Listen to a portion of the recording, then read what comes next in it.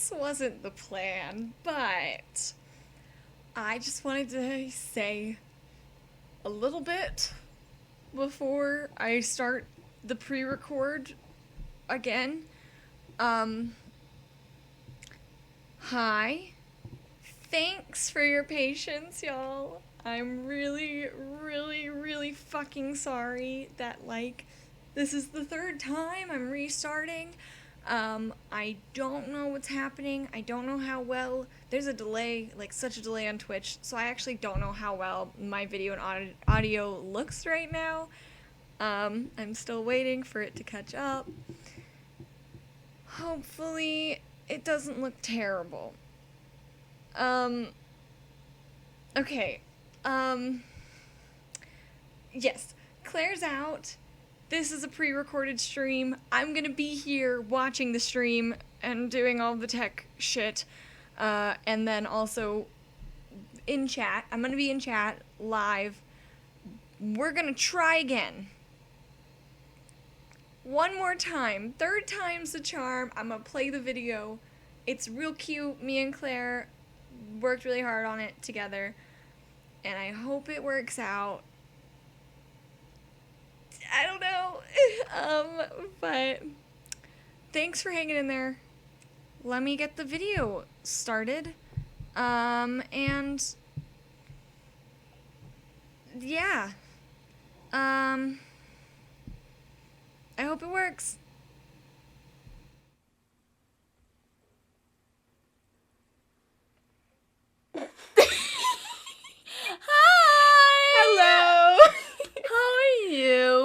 Hello.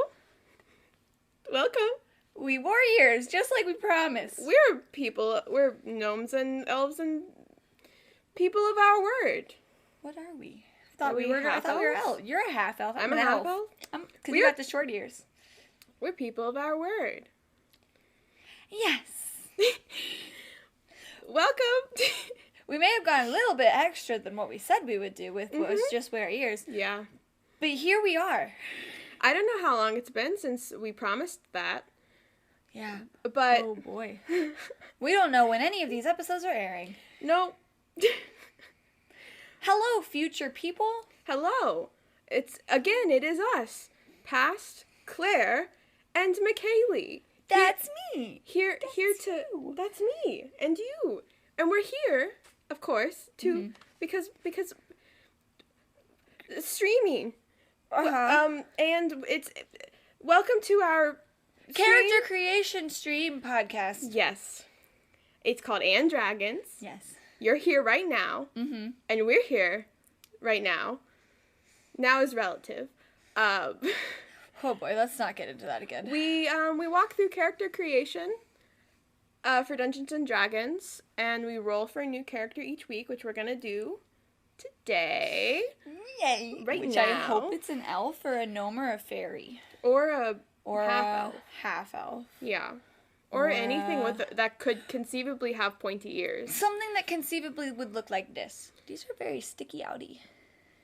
Yes. Mine are about to fall off. I can feel it with my soul. But here we are.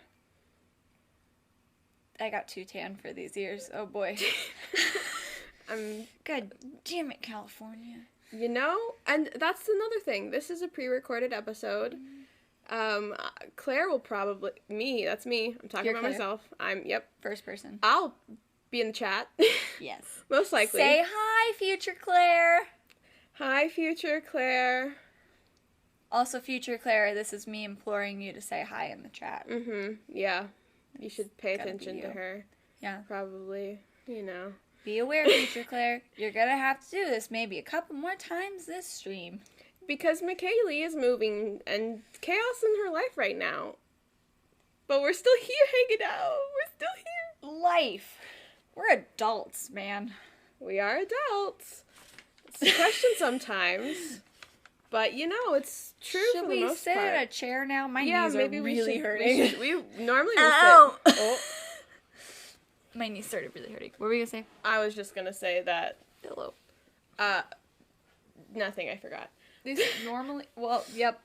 Normally this is a live stream. And we will always try to do that first. first and foremost. I would love to know if we've gotten to the point where we do my idea of me streaming with my son. Oh. Just me and my son. He needs a name. I don't want to reveal his name yet. Oh, no, I know. Oh, he has a name? Yeah, I don't want to reveal it. It's a surprise, unless you've already met him and then... I wasn't going to ask you. I didn't know he had a name. That was what I was saying. Nobody ever asks what his name is. They just think he's cute. I feel like I've asked, and you said I don't have one yet. No. He definitely has a name. He's very cute. Get ready. Maybe you just met him. I don't know. Time. He's a wonderful conversationalist. He is also a plant pot, and has a plant. And it's a tiger. Falling over. Not falling over yet. It's getting there. Maybe. But yeah, so we're going to walk through a D&D Dungeons & Dragons character today. Rolling for one. 5e level 3. 5e level 3. That's pretty good. Oh, boy. Because we think maybe it could be relevant at some point, I'm just going to run through some disclaimers. Oh, we did not pull that up. Which, at this point, I know them. So, first off, Dungeons & Dragons, right? We are not affiliated with Wizards of the Coast. That's the company that makes all the official Dungeons & Dragons content. Not affiliated with them. Whatever. Second off, this is a Dungeons & Dragons stream, so we're going to be talking about fantasy themes and the stories behind why our characters are going on adventures. Yeah. Some of them might be a little heavier, and I think that, honestly, that's because a lot of the characters that we've made, the ones that we personally play, and a lot of characters our friends have made and play, reflect our own situations and our own, like, struggles and stuff. So when we're thinking about making characters and having more, like, traumatic backstories, it's generally a reflection of something we're trying to deal with in our life. Yeah, and, like, that's not to say that every one of these characters we've made is. Let's get really deep here, guys. But the thing is, it's, like, talking about it being a traumatic backstory maybe makes the story more interesting, but it's possibly rooted in something real for someone. So just be aware that some of the themes might hit something that's, like, closer to home. And if that's, like, you gotta go, that's okay, you can go. Or if you want to talk to us about, I don't know, adjusting the way we do and talk about things, absolutely let us know. Yes, please, if you want to, hit us up on Instagram or Twitter. We got on our About page here on Twitch, and if you're on YouTube, in our description, we have links to all of our social medias. We have very fun content on there, but also feel free to message us. Yeah, reach us out. Yeah. Reach us out. Reach us out on there. Reach out to us. But yeah, I don't know if it's super crucial to say that, but I felt like saying it. So yes. Part of what we want to do here is create a fun, safe environment for everybody where everyone feels comfortable just being themselves and having a good time. Yeah. But we want to make sure up front y'all know we might talk about some heavy stuff. Also, we might curse. We just adults. There's no justification this time. We just might curse sometimes. So, like, no, we're adults. This is a wholesome looking. We look really wholesome and cute, and we are wholesome and cute. But we're not 100% wholesome. We're not 200% wholesome. We're the 100 minus 80%, 60%, 75% wholesome. I don't know math. 25% is maybe cursing. Fuck. Okay. So just FYI, I know we look really family friendly, but possibly might not be. Do we? We look like a kid's show right now. Listen. We're definitely not, though. I know. But just FYI. Hi. Yep. Hi. Also, we encourage you guys to ask questions in chat. I know this is a pre-recorded episode, but I'll be in the chat and I can answer questions as we go.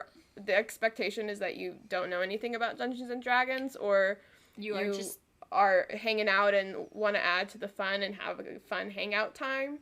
So that's not to say that you can't watch this if you are experienced in Dungeons and Dragons. No, just like we're all here to help each other learn how to play different classes and characters and build backstories and make it less intimidating, because when you do it by yourself, it can be kind of intimidating. What's also fun about it for old players is that we have accumulated...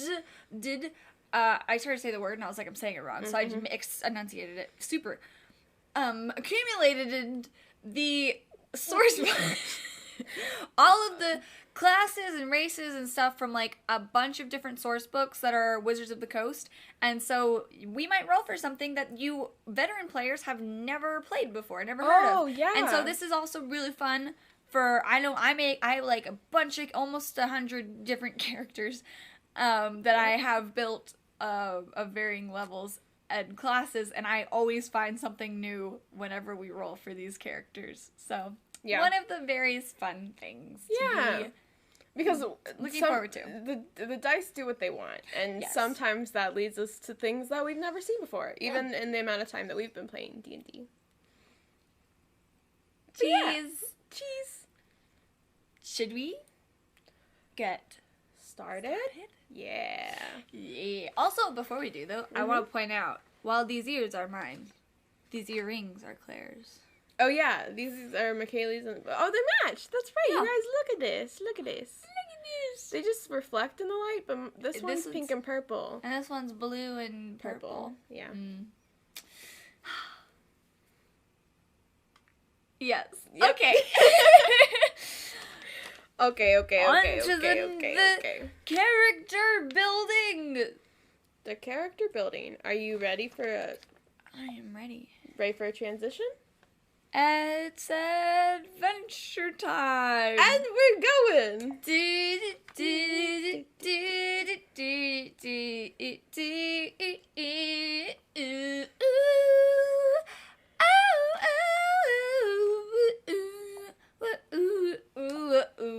And we're in the place. I had to finish it strong. That's good. I'm glad you did that. Thanks. Yeah, this is our character cheat.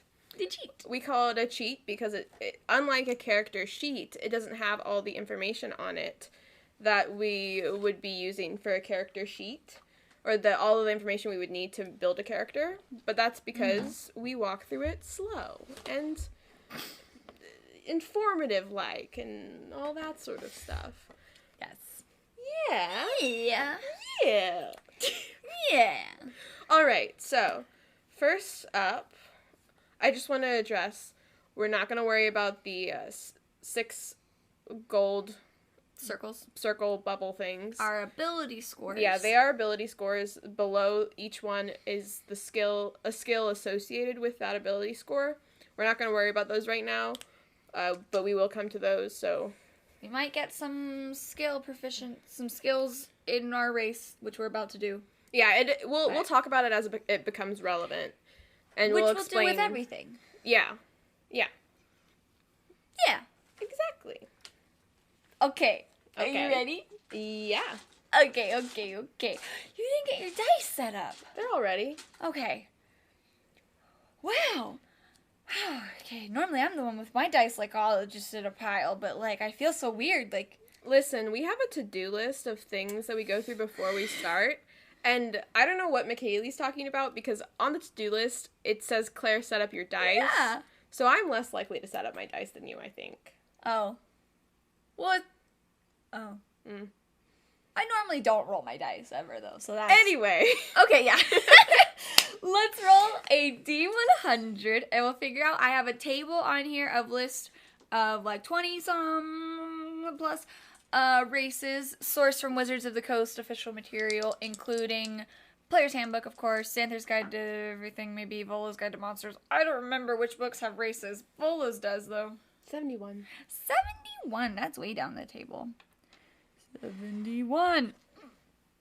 What is it? Roll again. That's literally like the cusp number to roll again. I'm sorry, I'm not good with math, I want to preface, but I made these tables and it was really hard. 31. Half elf!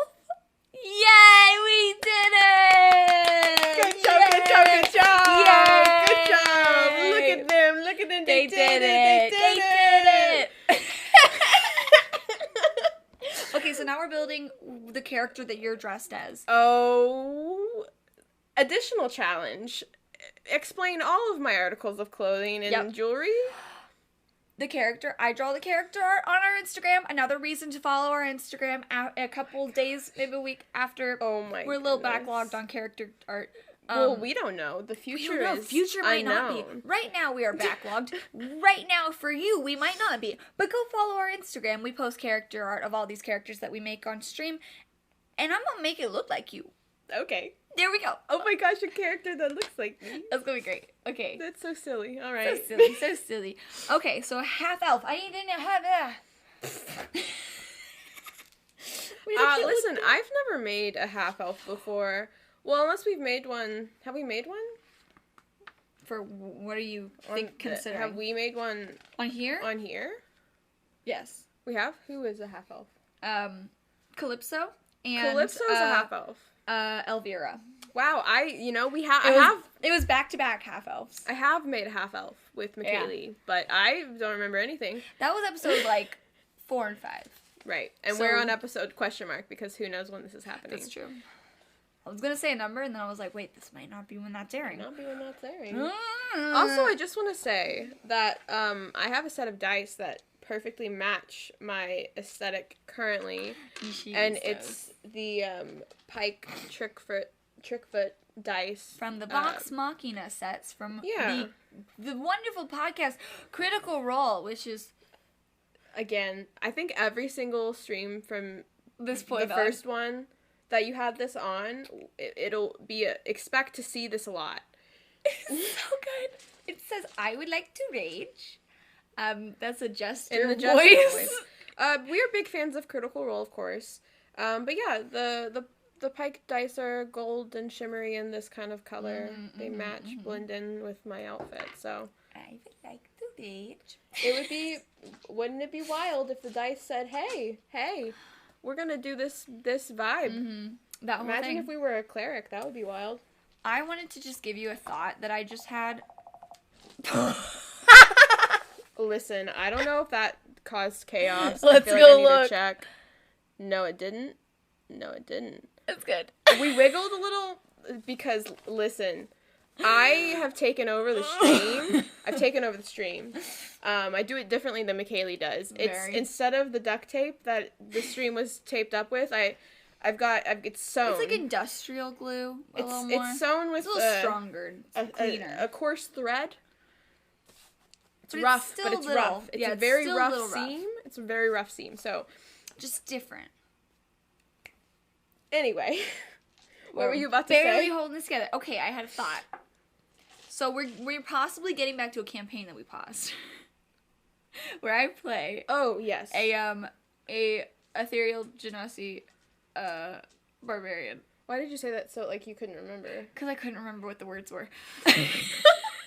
Not that you couldn't remember what I could remember what I looked like and like, what the vibe was and what my abilities were. I was like, it's a character that rages, and she's like pink and from a different plane of existence. Yeah. I couldn't think of what it was. It's an ethereal genasi is a homebrew. Wonderful, shout out. And then homebrew is like original content. It's like someone made it and put it online somewhere for other people to use.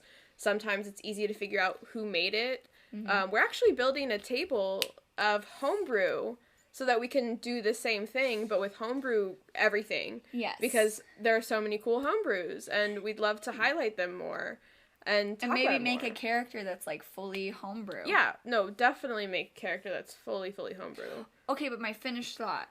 Yeah, your finished thought? No, let me finish the thought. Oh. No, my finished thought. Let me finish the thought. Okay. I think we're on the same page. That's what I meant by that phrase. Complete your thought. Complete it. Yes. Yep. What if because that character also has a British accent. Okay. A really bad one. What if I did a really bad jester accent instead? And I was like, I would like to rage. I would be sad because that would be like a total... my character's gotten to know yours so it'd be very different. You'd have to pull a Ford. Oh. But we won't talk about that because that might be spoilers. Yeah. I do, though, need to work on my British accent.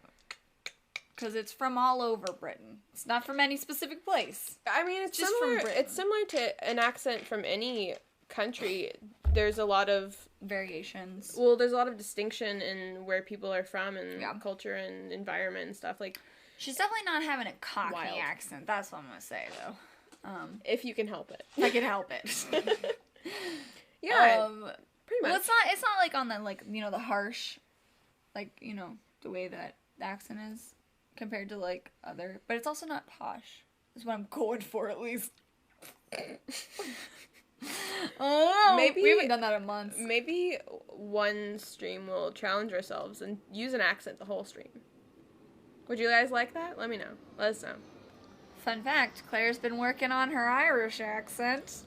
Is it good? Maybe not. Am I working on it? Yes, I am. We do a stream.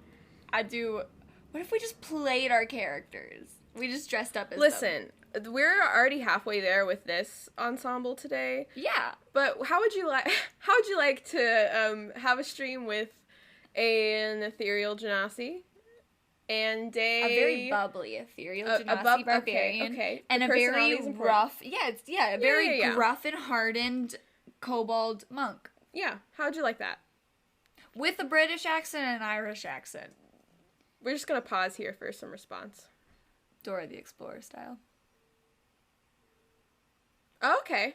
That's a really good idea. That's a really good point. Yep. Yeah. Well I like what they said. spoken. Mm-hmm. I don't know how I feel about that one. Well, I mean, you know, they made some good points. Yeah, they made some good points. Yeah. Well, we'll take it into consideration as we plan future streams. You know, the tangent we took, I think it was like an airplane ride. We've flown. I wanted to, like, take it all the way, though. I didn't want to let okay. it drop. I was like, Yeah. we gotta keep... I almost dropped it at, like, 5 different points, and I was like... Oh, really? I just want to see this See how whole far? where Yeah. is this gonna go? Half elf! We love them. I've made plenty of half elf. I've never played one, and I think they're really cool. They're really So you cool. because you get part of stuff from being a human and stuff from being a elf is kind of what the Is plan there? there are. Is it stuff from being a human specifically, or is it just like? Does it say that in the book? Does it say that it's with a human? It's with a human. But are there like homebrews with So other? Tasha's, I think it was Tasha's. Tasha's Cauldron of Everything was a recent source book that came out. Very good. I play a couple different like subclasses from there. Wild Magic Barbarian, amazing. Wow. But I think she brought about like a way to do like mixing races and stuff, but it's a little more like you need to choose things. Yeah, you pick which ability scores you want to increase, which is what we're getting to with each class, or sorry, with each race, you get ability score increases that we're just going to take a note of.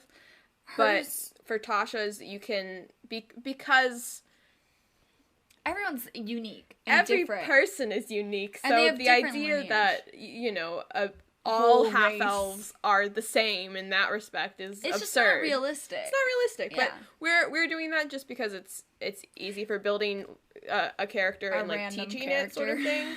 But that's another cool thing about Tasha's the source book. I highly recommend just reading it too. It's really fun because it's written by the daughter of Baba Yaga, the hag who lives in the house with the chicken feet.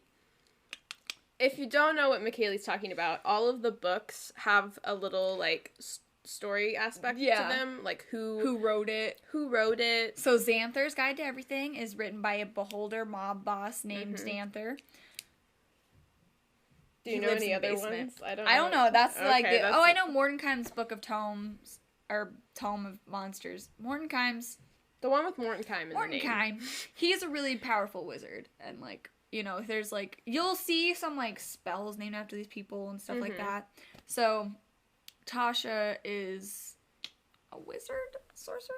I don't know. She's pretty lit. But yeah, just reading it is really fun. Baba Yaga though is from like just like folklore.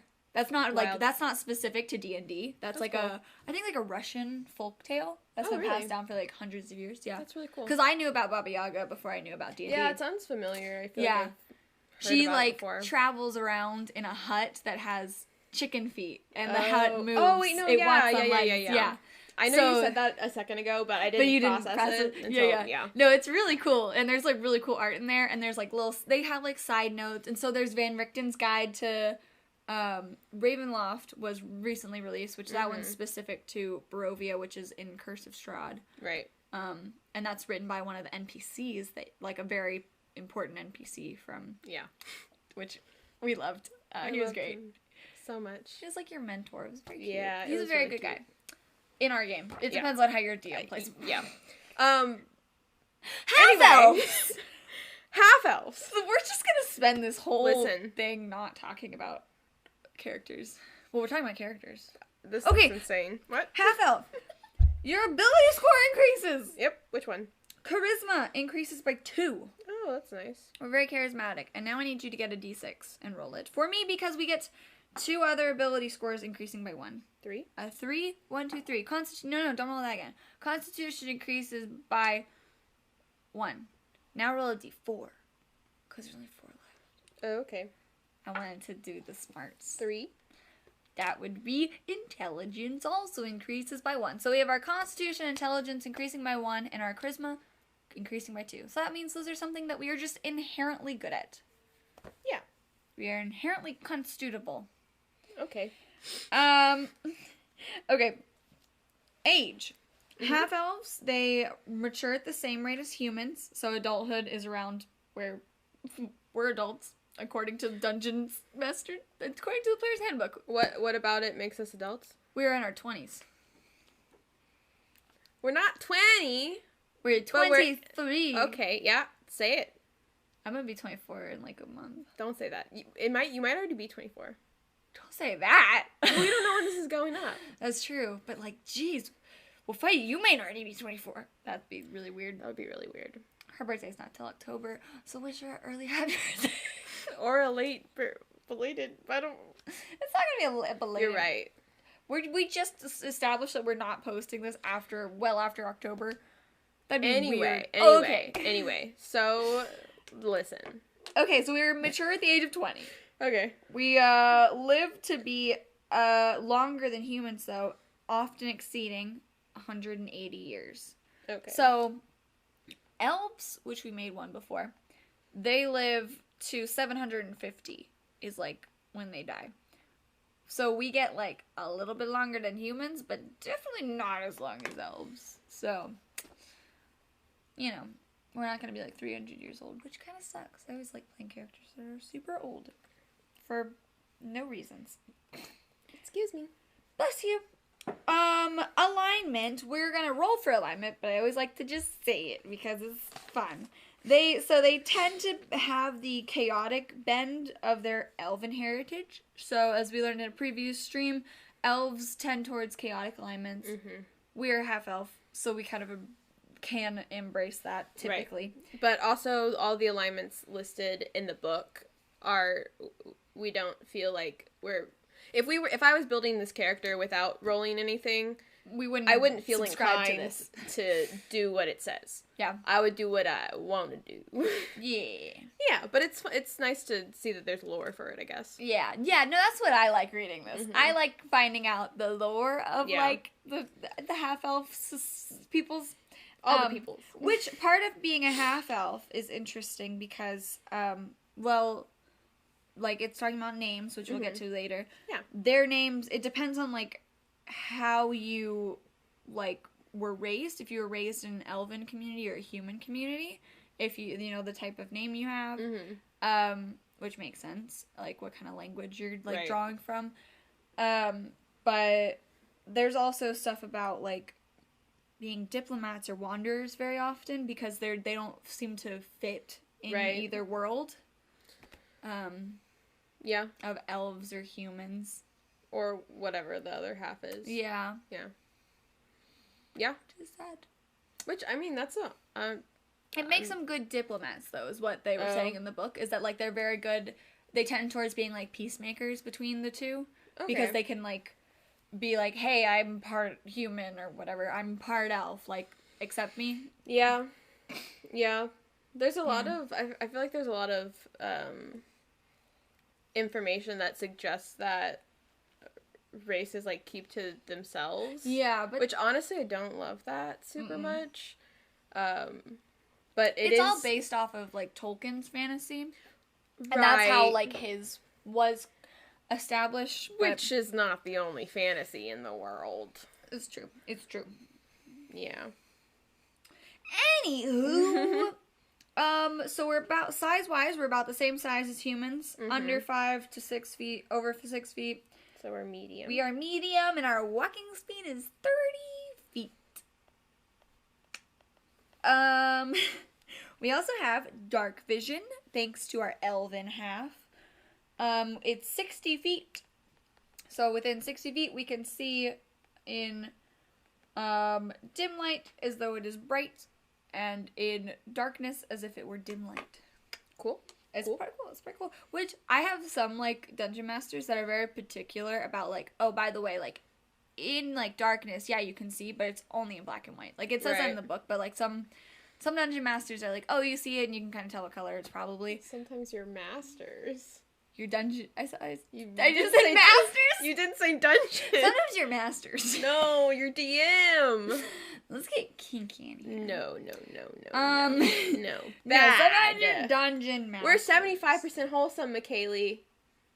I think I missed that memo. I said it when you were sitting right here next to me. I know. Or are we supposed to be aligning to that, or was that your estimation of what we are? Because that was my estimation, and I think that 12 or 10, at least 10 episodes is enough to say that that's accurate. Okay. This was my 20%. The ancestry. Can you say that one more time? The ancestry. Fae ancestry, we have this. It is when we have saving throws against being charmed, and magic can't put us to sleep. Cool. Yes. Fun stuff. We don't get to go into a trance like our elven parent probably does, but yeah, you know, we can't be put to sleep by magic. So I feel like this is one of those features that when I have it in a character, I'm like, when something is gonna put the party to sleep, I'm like, hey, is it magic? And the DM's like, is it magic? And I was like, well, if it's magic, then I mean, I'm not going to sleep. I'm sorry, man. That actually happened in one of our campaigns. The dog went to sleep. I was an elf, which is another character that gets Fae ancestry, and which is where we get. Yeah, I just got knocked out instead. So I didn't get a peaceful slumber. Yeah, we all just kind of like whacked. And you went bam, donked. Yeah. So I mean, maybe it's not great, because then the alternative is just more painful. But it's a cool thing. But then you can fight it off. It's a cool thing. You can have a chance to try and beat them up. Yeah. Sure. Okay. Skill versatility. We have 2 more things left as a half elf. Okay. But then we're through with half elves. Yeah. Let's drive on through. Yes. Okay. Keep up the pace. So we have 2 skills. Mm-hmm. Proficiency in 2 skills of our choice. No, we don't. So why don't you roll one d20 and I'll roll the other. Okay. So we can both roll one, because I want to roll.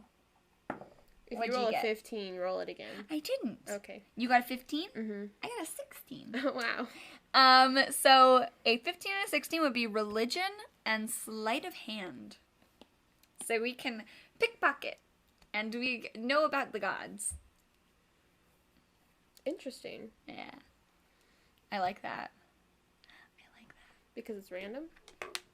Yeah, well, it's just fun because they're both very different, and so I'm excited to like think about how they like connect. How it all fits together. The puzzle pieces, Claire. The puzzle pieces. Okay. Our languages is the last thing. Okay. We speak, read, and write Common, Elvish, and one language of our choice. You can roll for that. Oh, really? Yeah. Okay. I'm gonna roll my Dungeon Master's dice from the Vox Machina set, and I'm going to roll it again. Mm-hmm. Infernal. Yippee-ki-yay. That is, I was just looking at this earlier, abyssal is demons, infernal is devils, so that's the language of devils. Spicy. Devils and fiends, I think, Mm-hmm. both speak infernal. Yeah. The same language, because they're both from the hells. Yes. And then the demons are from the abyss, and they speak abyssal. Mm-hmm. Mm-hmm. Interesting. Mm-hmm. Yes, we were just talking about this earlier. We were. We were just talking about this some amount of time back. Mm-hmm. So Yeah. just random, you know. You remember. Anyway. Background time! I feel like we're doing like a weird sitcom thing. Yeah, honestly. And it's not even that. I kind of felt a little bit like we were about to say Adventure Time or something. It's like I was confused. our first madrigal, I had a line that I had to do with a bunch of other characters. Do you remember that? I remember so vividly. I hated it, and all of us hated it. It was right before. It was me and the girls who played my sisters, and then the boys who me and one of my sisters were in love with. All of us as actors were like, this line's coming up. We don't want to do it. It was just so cheesy. Like, we were doing a magical dinner. It's a family-friendly dinner theater show. Right. That's Renaissance themed. It's supposed to be cheesy. Yeah. This was the cheesiest line I've ever had to say, and the way they made us do it was even worse. We linked arms, and we went, it's adventure time! And then we walked off the stage down the aisle. Wow. We all hated it. And then the one grumpy sister like stayed there and was like, I'm not happy about this. Or like said some dumb line after and then followed after us. Wild. That's the only line I remember from that show. Is that the energy that you felt too just now? Oh no. Well, I was like, but not as bad. Yeah. The It's Adventure Time thing, because it was also stolen from a TV show, that it was like, this feels weird. It's just bringing weird energy that what didn't fit with our show. Right. I mean, to be fair, those shows that from our college, they all had like references to so many random pop culture. And that one wasn't the worst show for that. Yeah. We did worse. With worse in the terms of more pop culture references. In the terms of, if you think pop culture references are a little too cheesy for shows, it was worse. But if you like them, then it was better. It was amazing. It was probably the best show you'd ever seen. There were like Hannah Montana references. We had some like Wizards of Oz. There was like all kinds of references going on. I think there was a Les Mis reference that got cut, Probably. Oh no, it was Les Mis. Is Master of the House. My character was supposed to sing a line from Master of the House and it got cut. Tragic. That was really sad. There's a part that the wife sings when she's all like, my husband actually sucks and I'm really drunk. Except I wasn't doing it drunk. I was just sad. Naturally. Yeah. Backgrounds! Woo! Let's roll a D100 and see what we got. So we got a list of like 20 more plus odd backgrounds from various source books. Oh, that's just a lot of zeros. That's 100. Roll again! Or I can make you pick one.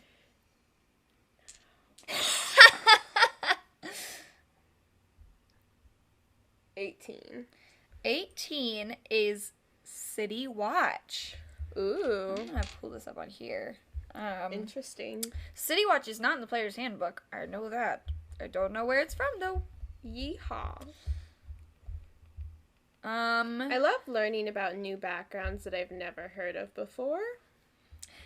This is from Sword Coast Adventurer's Guide. Wow. Which is very fun for, like, pickup adventures is, like, what that kind of thing is, where you have a rotating group of people. So you are the first line of defense against crime. You're basically a cop. Are we... You're not a soldier. You're just a City Watch. Is City Watch, like, volunteer? Are we, like, a brigade, of a civilian brigade sort of thing? Or are we authority? Like, do we have actual authority? Oh, we serve the community. Maybe. Yeah, you serve the community. It sounds like it depends on where you're from and what your city's group is. It sounds like you maybe are we that annoying neighbor? I don't think we can be, but I don't think we are. Is that what City Watch is like, but in a city? I think... What is it called in the neighborhood? The Neighborhood Watch. Neighborhood Watch. The Neighborhood Watch City program. Watch. It's literally the same. It's not. We don't have to do that. God. But it's supposed to be fantasy police. Okay. Is like your law enforcement. Okay. So we can decide if it's like volunteer or not. But like if we're the neighborhood watch of the city. I think there's variance to it. We get ranking and a uniform. Oh, so, okay. Yeah. Right. So I think it'd be more official, it sounds like. We were official police. We were appointed to our watch position. Yes. Okay. So we get skill proficiencies in athletics and insight. Ooh. So we're athletic and we can read people well. Something I can't do. Yep. Very good skill to have. I do not. We also get 2 languages. Oh, look at it. So roll 2d20. 2? Yes, what do we already know Common, Elvish, and Infernal. 12 and 8. Roll the 12 again. 10. We know Abyssal and Deep Speech. Great. I love listen, the characters we make really know they're like demon devil languages. Yeah. So Abyssal is the language of demons, of the abyss. And then Deep Speech is the language of beholders and mind flayers, sometimes known as Illithid. The character we made with Mia a while back knows Deep Speech. Oh, really? Yes. What was that one again that y'all made? Jax the... Jax Jalal. The... Hobgoblin. Hobgoblin. Hobgob, as I like to call them. Hobgob, monk of the astral self. Yes. That's right. And we used the Deep Speech and like mind flayers aspect of it a lot to kind of communicate the story with what the astral self looked like. Exciting. It was very good. They might have been evil, but it's still cool. Oh boy. Okay, so in your equipment, from your background, you get a uniform in the style of your unit and indicative of your rank. So something that represents whether we're a captain or just your low-level beater cop. Cool. We get a horn to summon help. So to alert other guards. Then we also get a set of manacles. Ooh. Sexy.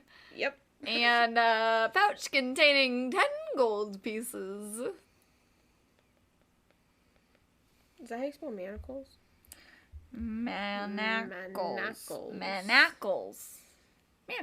10 gold pieces. And 10 gold pieces, which is neither here nor there. Yep. So, there is a variant that is investigator. Why don't we roll a d4, and if it's even, we are just a regular. If it's odd, did you roll a d4 or a... It has even and odd on it. It does, but I thought you were roll a d4. I'm really confused. If it's odd, we're an investigator. Okay. It's 6. We're just a regular. We're just a regular. City Watch. We're just right. But a variant is an option of, if you, a variant is an option. An investigator is a variant of the City Watch, which is another option. Right. I confused all those words and put them in the wrong places. It was swirly word smoothie. Yes. Timey-wimey. Mm-hmm. Yep.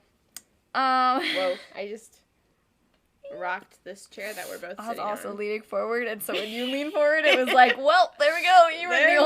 You were the only protection from us falling forward. I'll sit a little farther back. Oh, you're good. I'm just reading.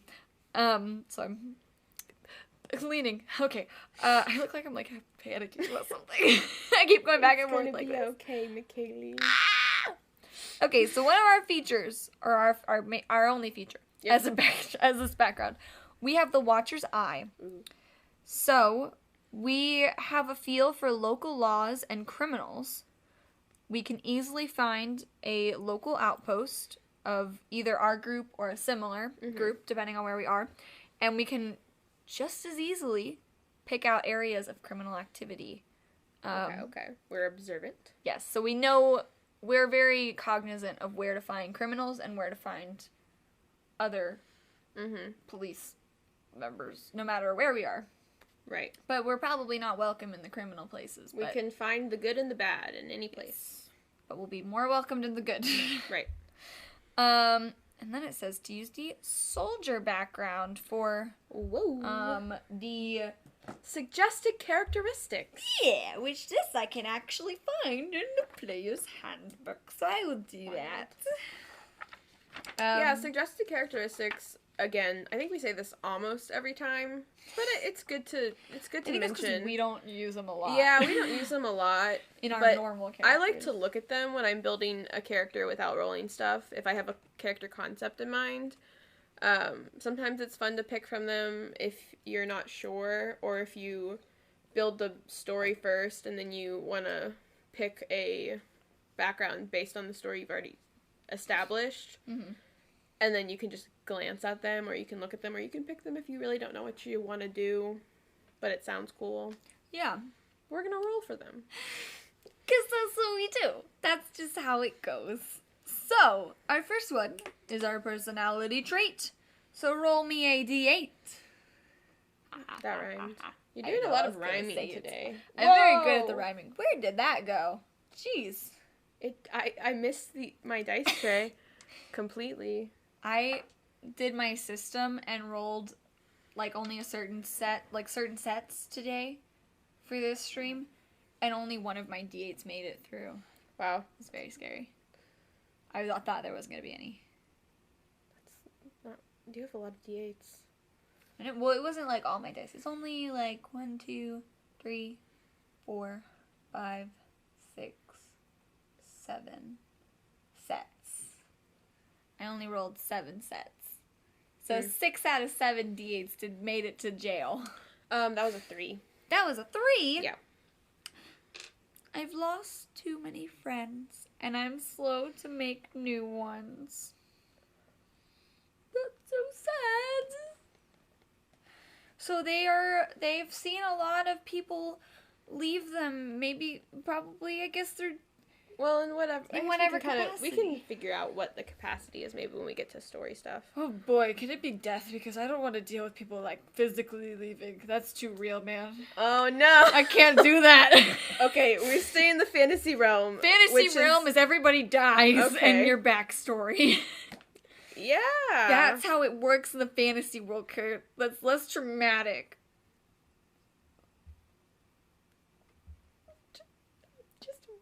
So, what you're saying, just to make sure I got it clear, is that in the fantasy world, having characters in your backstory die is less traumatic than them just, like, walking away from you. Because if they walked away, they chose to. If they died, they didn't.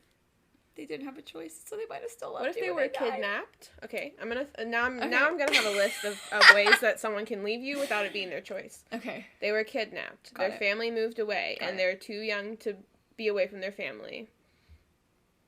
Their significant other got a job in a different city. Had to move. Okay, but their alliance has changed with the faction that they were in, so they had to leave for safety. Somebody's after them. They gotta go into, like, witness protection so that they cannot be killed. But they love you so much, but they gotta go. They realize that they're actually very wealthy, but they have to go sit on this throne of a distant relative. But of course they're gonna take it because they could help so many people if they were the ruler of this place. Being a distant relative. But if they lost too many. It had to happen a bunch of times. Yeah, all of those over things. and over again. All of those things.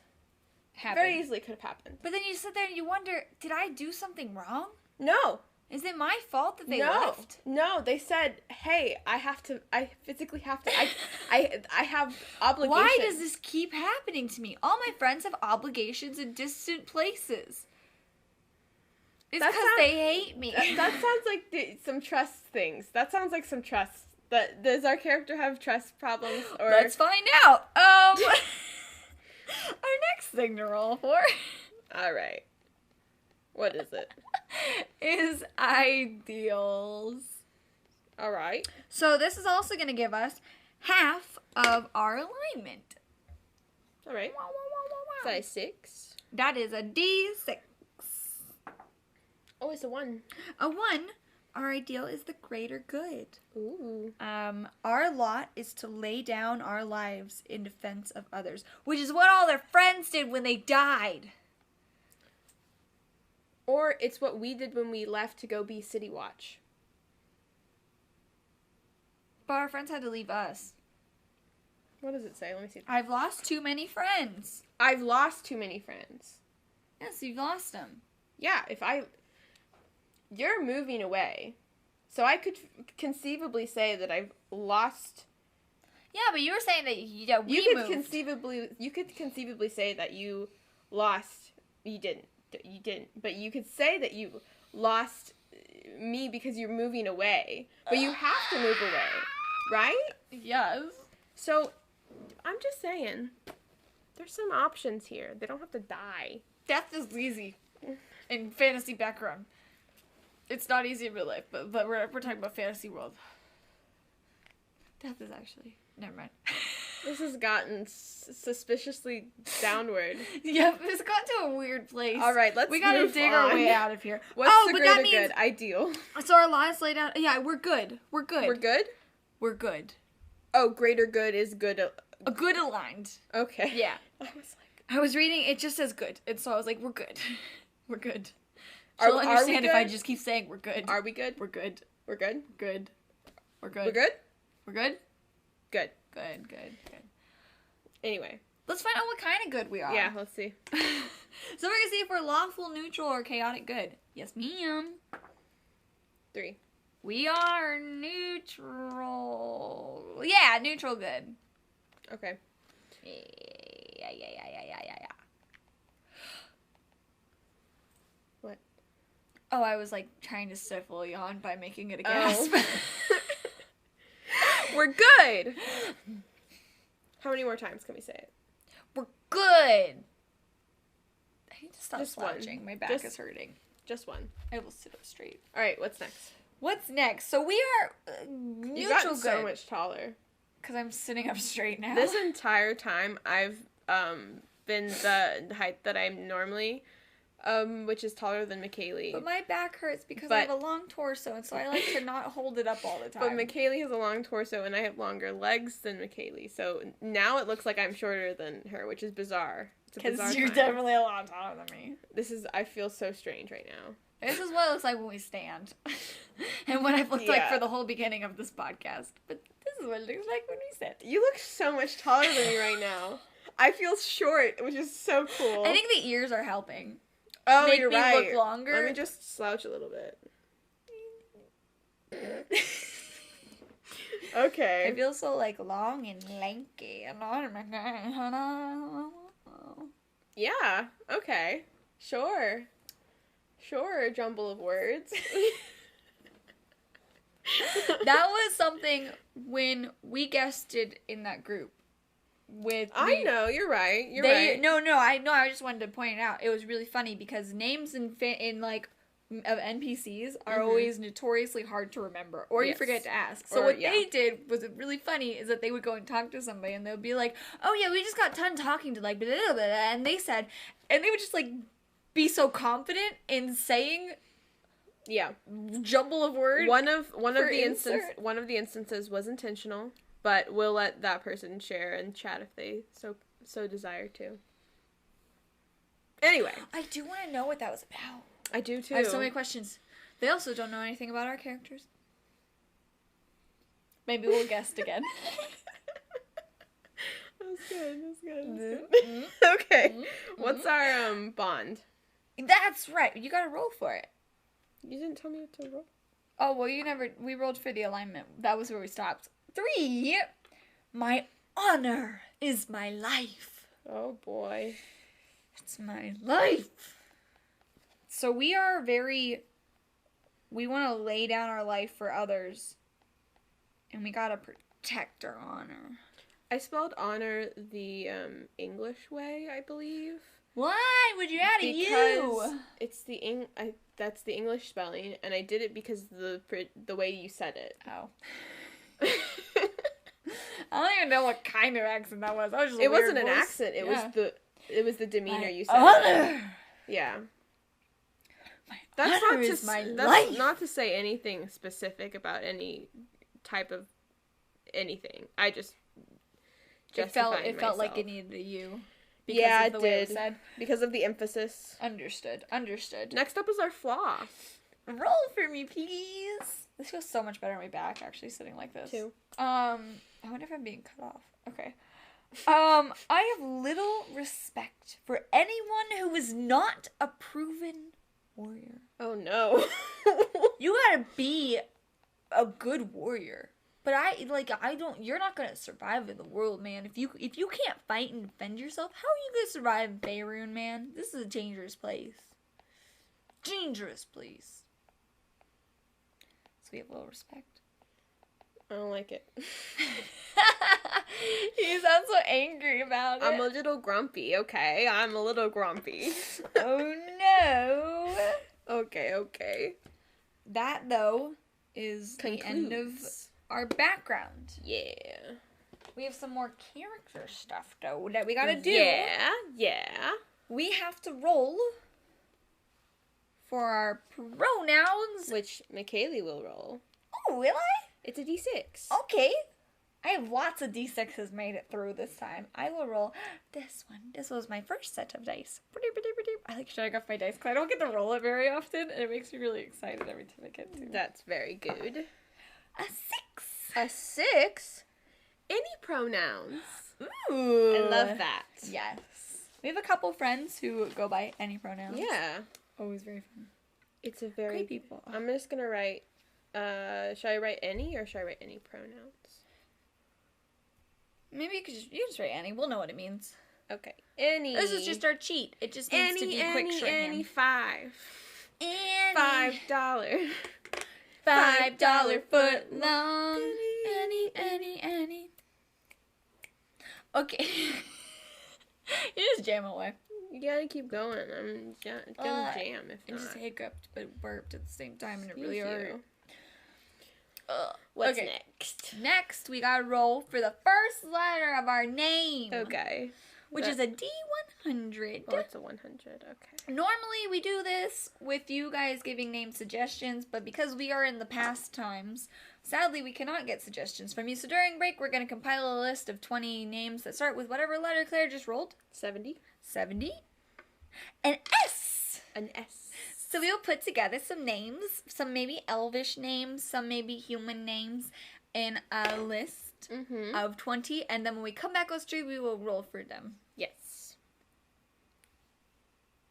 Cheese. Okay. I like S. That's a good...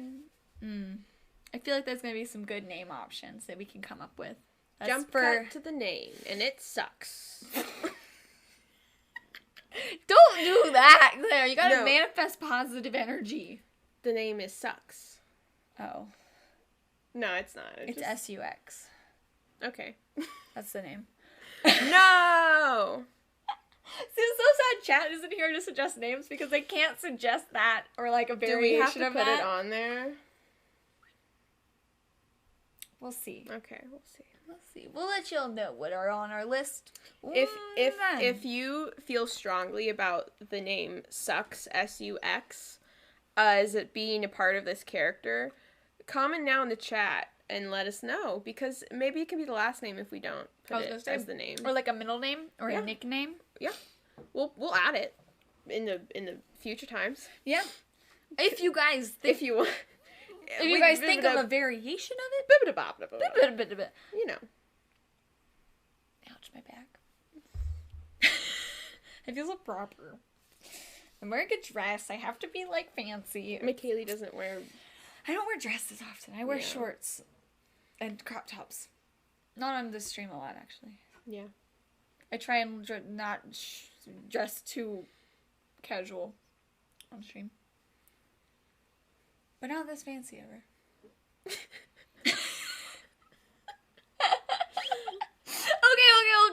Okay. We gotta do our next stuff. We're almost to break. So we're almost to break. Hold on to your seats. We're getting there. I said that. Yeah, you did. Another stream. Yep. Okay. We are going to roll for our class and get what class we are, but we're not going to start putting in class information until after the break.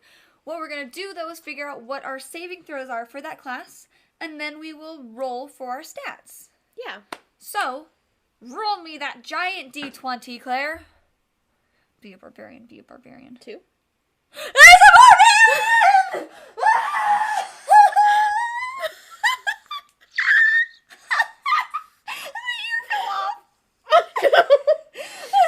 Oh no! It's a barbarian. I've been saying this since the beginning of this stream. You have. I'm going to barbarian. Wow. Wow.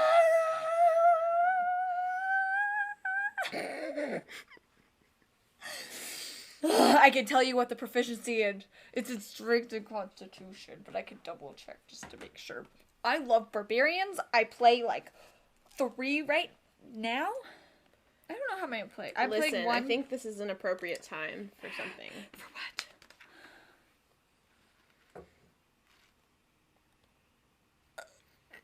A little closer. Let them see it. I would like to read. I would like to rage. I love playing barbarians. I know. I lose my voice after every session. Yeah, that's true.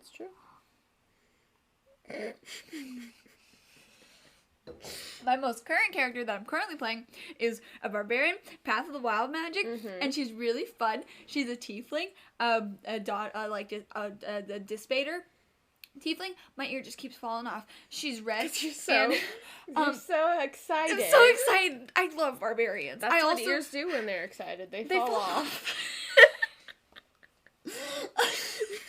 I also have some really good art of my character for that campaign.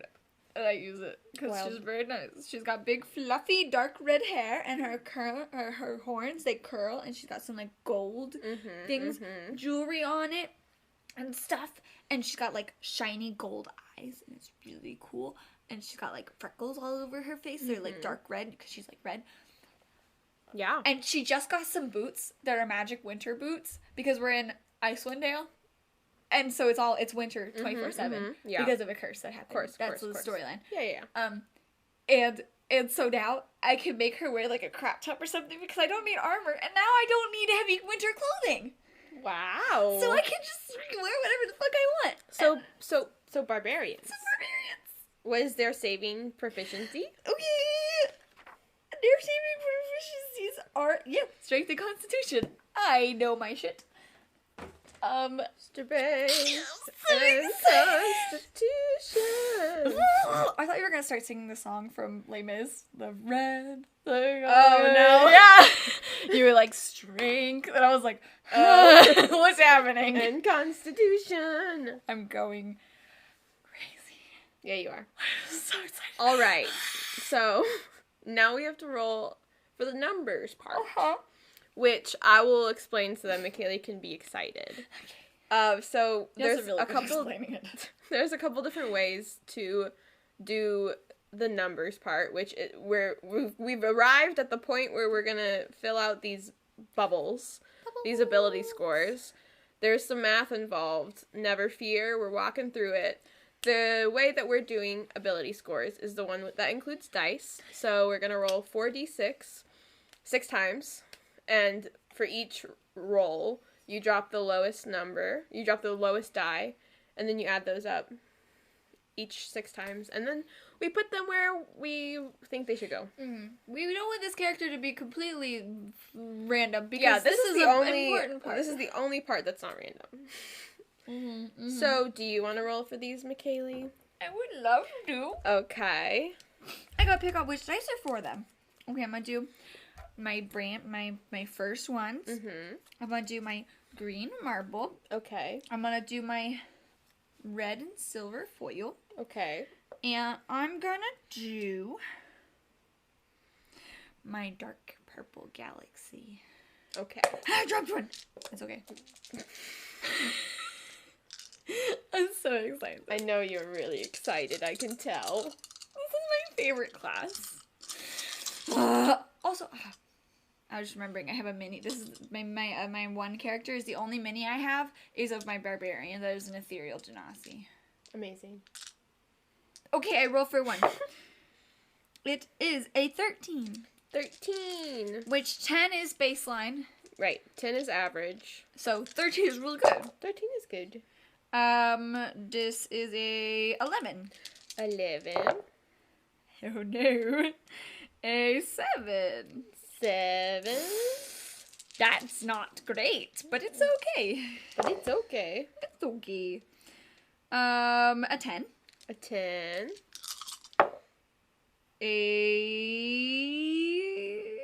14. 14. Oh, wait, shit. 11. 11? It was 2 ones, and I was like, that's gonna be a problem. Is that all of them? Yeah, I'm just gonna, there's this thing Yeah, you add can 'em up. do where you add them up, and if they're under 73, you can, like, re-roll them. I'll We should switch out. double check that, probably. Yeah, we're just taking that from We're taking one someone's source. word for it, but it's also because we've rolled a lot of very low. poor characters in the past. 66. I just want to test something.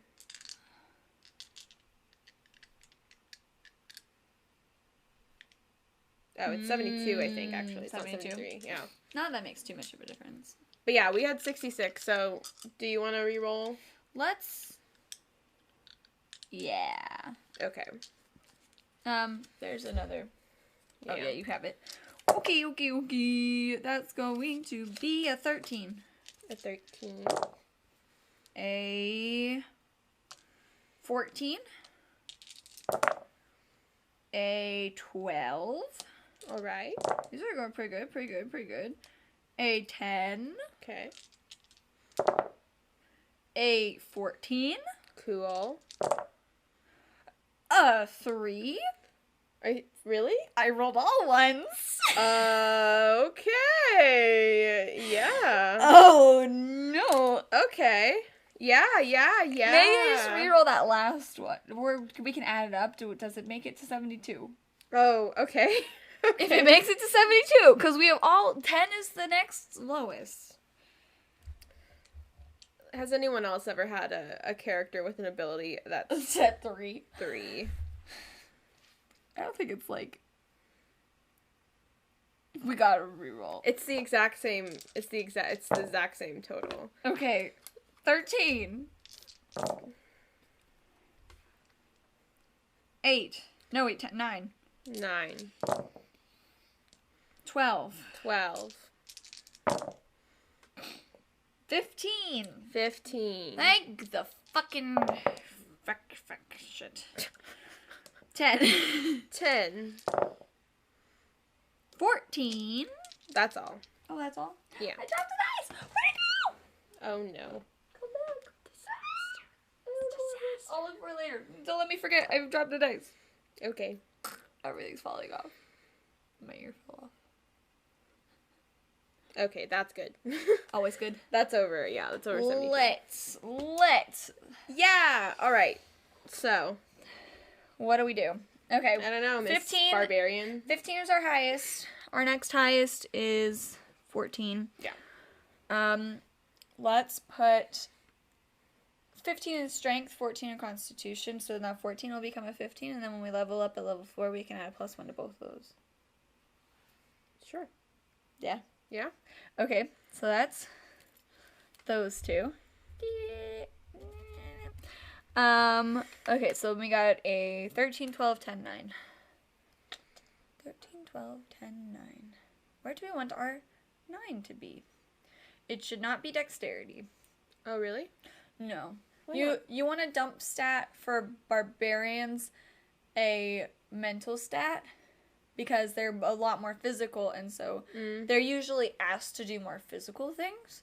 And so you kind of want to be, sometimes you might be doing a move as a barbarian that you'd be like, this is a barbarian move. And they'll be like, make a dexterity check. And you're like, fuck. I thought this would be using strength. Maybe wisdom. So wisdom would be a good one. All right. So wisdom is 9. 9. Maybe we should put the 13 in intelligence. No, wait.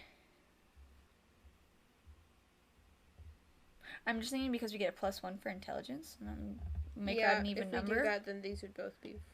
Wait, actually. Because then it would be a 12 and a 10, and so we could put the 12 in dex and the 10 in charisma, and then the 10 would be +2, and that would make it also a 12. Okay. Okay, so 12 in dexterity, 13 intelligence. We're a smart barbarian, and the 10 in dare. Wow. Wow. Right, now I gotta fix it. Let.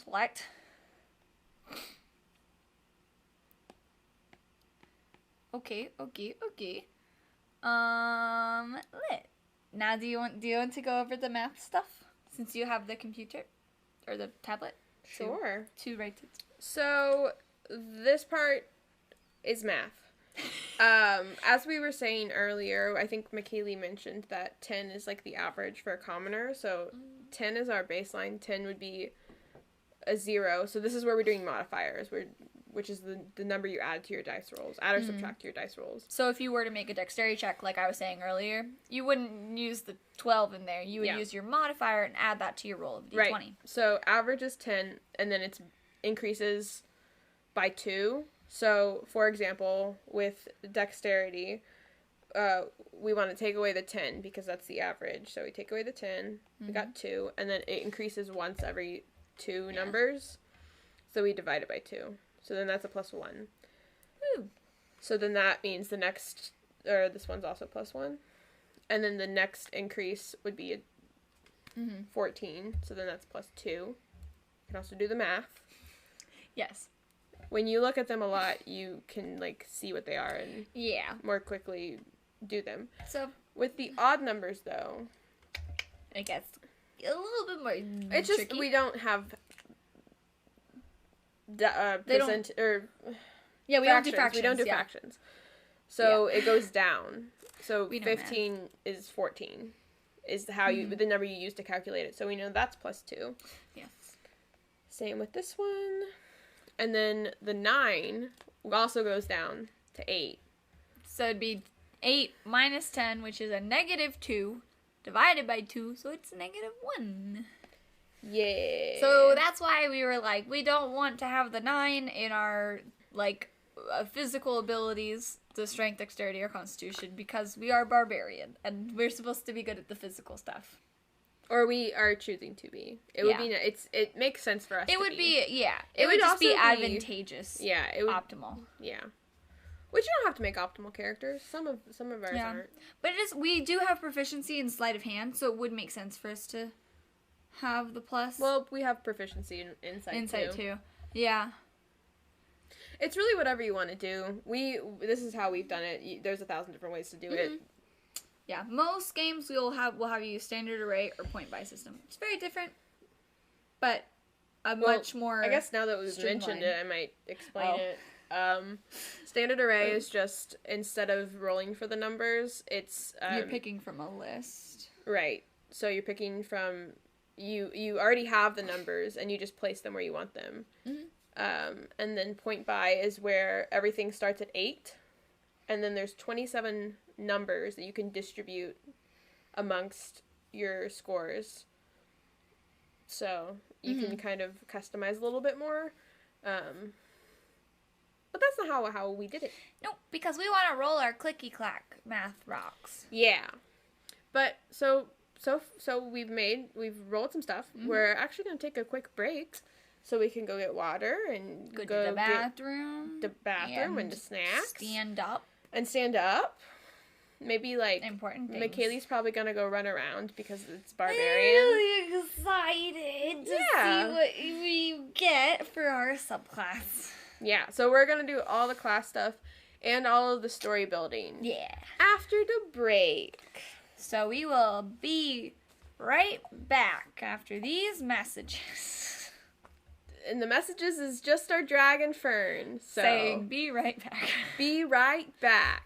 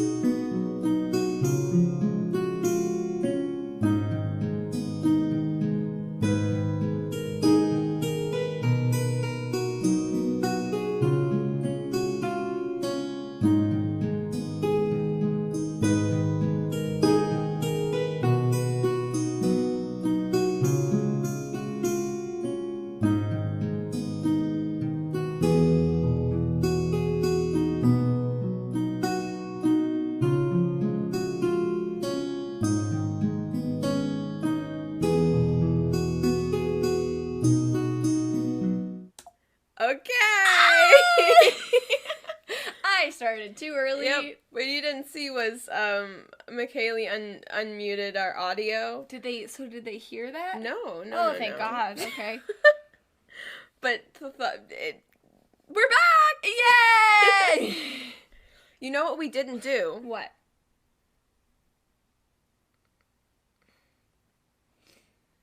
I'm just gonna wait and see if you can figure it out. Look at that cheat. We did our speed, though. You just didn't write it on here.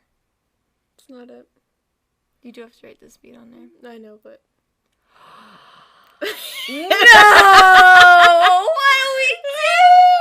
It's okay. We didn't put together the names. There was some chaos happening. Okay. Wow. Elf names. So, would you like to tell a tale of your barbarians? Yeah. Are you gonna make? Names? Yeah. I can tell so many tales about barbarians. Listen. Here's the thing. I'll be honest with you. It wasn't on purpose, but it now is on purpose because it gives Michaelie an opportunity to talk about her favorite class, while I find some names for our lovely, handsome, beautiful, pretty barbarian. Yes. Take it away, Michaelie. I was going to talk about my first character that we ever played was Robin Hood and Little John. And we sang the song the whole time, and it was wonderful, because our friend Leanne, our best friend, they had been playing D&D since high school, and they were like, you don't know what D&D is? And we said, what? And they were like, you would love it. It's madrigal mixed with, like, acting and, like, in fantasy, and it's amazing. It's a lot of things. It's a lot of things that we love, all rolled up into one. And we were like, okay, we'll try it, but we don't know what to play. And so they showed us some pre-generated character sheets, and Claire picked a ranger, and I picked a barbarian. And we were like, you know what, the ranger, you could just be Robin Hood. And then I was like, I'll be Little John then, because, you know, in the Disney version, Little John is a really big bear. But there wasn't a bear class that I knew of at the time. So I made my character a half-orc. So a half-orc barbarian was my very first character. And then I didn't know at all what I was doing, absolutely not anything. And it was completely confusing and chaotic. And I didn't play that character then for a little bit, but then me and Claire were going to be in a campaign that we were like, we need characters, stat. And we were like, let's just play Robin Hood and Little John. But I lost that pre-made character sheet, so I had to rewrite it. And so then while I was rewriting it, I learned all about barbarians and about how they use rage to fight, because I kind of knew that, but I didn't fully understand when we played the one-shot. It was a little confusing. Because, you know, there was a lot of information thrown at me at once. It was my very first time playing. I was confused. But then we played it, and I loved it. I had a great axe, and I would chop people's heads off, and it was so much fun. And then when I watched, after that, when the panorama started, a little while later, like a year or two after that, I think. A year or two after the panorama? No, after the stint with our second version of Robin Hood and Little John. Oh, yeah. It was like a year or two later. A year later. Who knows when we're posting this? Maybe it is 2 years. Then the panorama started. Right. And then I watched Critical Role because I was like, I'm bored in my house and I'm in the house bored. And I need something to do. And I love D&D. And I'm getting like varying sessions of online playing. And we were in the middle of trying to figure out how we could all play together when we all couldn't be together. It was very confusing, and no one had figured out all of the onlines yet. And so I just started watching it because it'd been suggested to me. And then I was like, Grug? And it was amazing. Who is that? Grug Strongjaw is the I would like to rage. You said that like Jester. I started it like Jester because now I'm used to saying I would like to rage. Jester is another character in the next campaign, and she's wonderful. But in the first campaign, there's Grog Strongjaw, and he is wonderful. He is a Goliath barbarian, and he just does what he wants, and but he's like so sweet and caring, and he is like the Hagrid, you know, where he's like scary and intimidating, but like he's got a little like soft inner belly, but he can beat the shit out of you, and it's amazing. And also, I'm not really good at expressing anger. Claire can tell you this. And so this is a great way for me to get my anger out, is to go into a rage and use it to chop people's heads off and describe how I cut open their organs and feast on them or whatever I want to do. Or maybe dance on their ashes or use their head as a golf ball. It's wonderful. And barbarians are great. And you don't have to wear armor. So I like putting a lot in dexterity as well as in strength, because then your armor is based then off your dexterity and your constitution, and so having a high dexterity is really good because it'll help you have a higher armor class. But also then you could also be stealthy because you will have a disadvantage imposed by like wearing heavy armor, like if you're a paladin or a cleric or something that needs armor. And also then you just have your main weapon and you just use that. And so you don't have to think. When it comes on your turn, you just think, where do I want to hit this person on the body and which one is it? Have we descended into why you like playing martial classes more than spellcasters? Yes. Great. I am not a fan of... I love the concept of spellcasters, and I love the variety of what you're able to do. Mm-hmm. I just am not that kind of person that can sit there and be like, well, like it gets too much. I want to listen to other people. I like listening to what other people are doing and how their turn's going and what they choose to do and reacting, like, you know, being a fun audience member. Yeah. Well, also there's another reason why you probably like martial classes, right? I used to be a fencer. I was a fencer for like a long time, several years, like 6 to 8 years. Wild. In like elementary school, middle school, high school. I went to nationals several times. I fenced epee, the best one. Though in movies you always see them use foil. Foil's the little skinny one. I used the big heavy one. You had to have a strong arm for it because it was fucking heavy. It really was. It's the heaviest. But yeah, that was why my first like real like long form campaign character was a fighter. And did dueling, I think was her fighting style. Right. Because I was like, I want to explore what, like, if I were to be in a fantasy world, I would probably use a rapier. And so I want to explore what that would be like in combat. And, like, that'd be me. So. Of course. Makes sense, makes sense. And you know what? Thank you, Michaelie, for covering our asses. Here we are with the 20 names we said we would have. Well, I mean, really, thank you, Claire, for covering our asses. I just did the distracting and just talked about, you know those memes where they're like, if you got kidnapped and they send you back because you were really annoying about something, what would it be? This was my thing, so thank you, audience. Are you ready to give Michaelie back? Are you ready? Send me away. Yes. Yes, but you really saved our asses. So, thank you, Claire. Let's hear these 20 names that we prepared. We've been prepared this whole time. This was all just a setup so that I could it was a setup. Talk. It was a bit. Did you pick up on it? No. No. You're in on the joke now.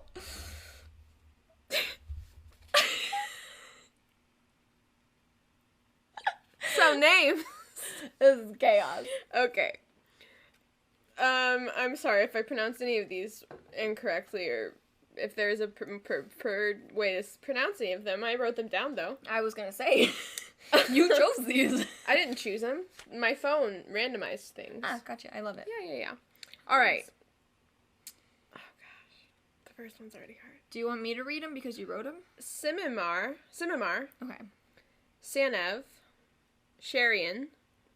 Saevel? So, yeah. Sivel? Sevel? If it's an A, it's an A-E. Saevel? Our linguist friends. Sable? I really hope our linguist friends aren't in this chat right now because they're like, You can tell us how to say it. I'm if sorry. It's an A. It's pronounced. It's I love you guys. S-A-E-V-E-L. Savel. Savel? Savel. Silvar. Sana or Santa. Sapphire. Selfie. Oh, I'm so sorry. Oh my god. No. Listen. My brain said it was like It's with a PH. It's with a PH. It's not. I'm not that insane, you guys. I'm not that. Well, not. I don't want to say I'm insane, but You're not. it looks cool. It's spelled cool. It really looks very pretty. Really. Like it looks kind of like a selkie. Yeah, it does. Is Look, what that's what. That's it what looks it was. like. Yeah, You were. selfie. Yeah, I can see where you were like, fantasy name. Selfie. Selfie. So, is there a way we can fix this? I conned It's myself. an IE, so it's like. Listen. Yeah, you've trolled yourself. I trolled myself, and I should be Oh, impressed, boy. but I'm concerned. I'm impressed. Like, oh, jeez. It was an accident. How do you do that, man? You don't think, you just You do. wrote it down. Like, Yeah. you didn't sound it out as you were writing. No, of course not. Oh, I can't write without thinking of how it sounds in my head. Oh, really? Yeah. Anyway. Silvis.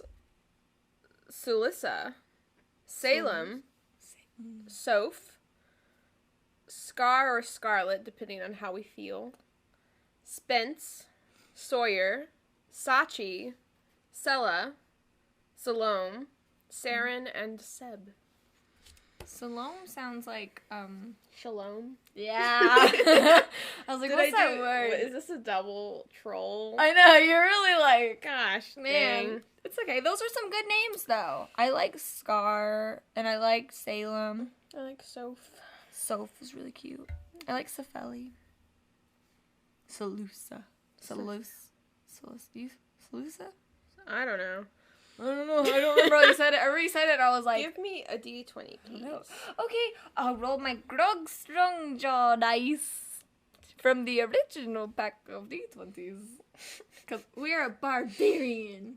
Yep. It was 7. That wasn't great. But 1, it's okay. 2, 3, 4, 5, 6, 7. Oh my god, I was really close to It selfie. was one away from selfie, you guys. I was like, wait.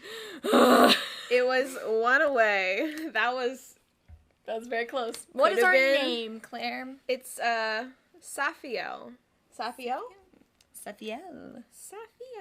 Maybe they go by Saf. Saf or L? L. Yeah. Or Safi?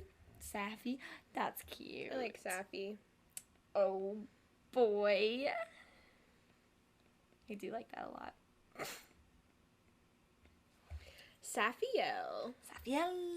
That makes me think of Castiel. In a distant way. Oh. I used to love... We both watched Supernatural up to a certain season separately. And then we both were and then like... we attempted to watch it together. Let's watch it together. Maybe we can get further. Season 2. I don't think we even got past season 1. It's on my Netflix. I can go look. Yeah. Because we would watch it at your apartment. The problem is, I watch TV shows so fast by myself. And I can't watch shows while I'm working on stuff. But I do. So, yeah. So that would be the thing is we'd be coming over and it's like, I'm going to work on something. Like, can we turn it off? Yeah.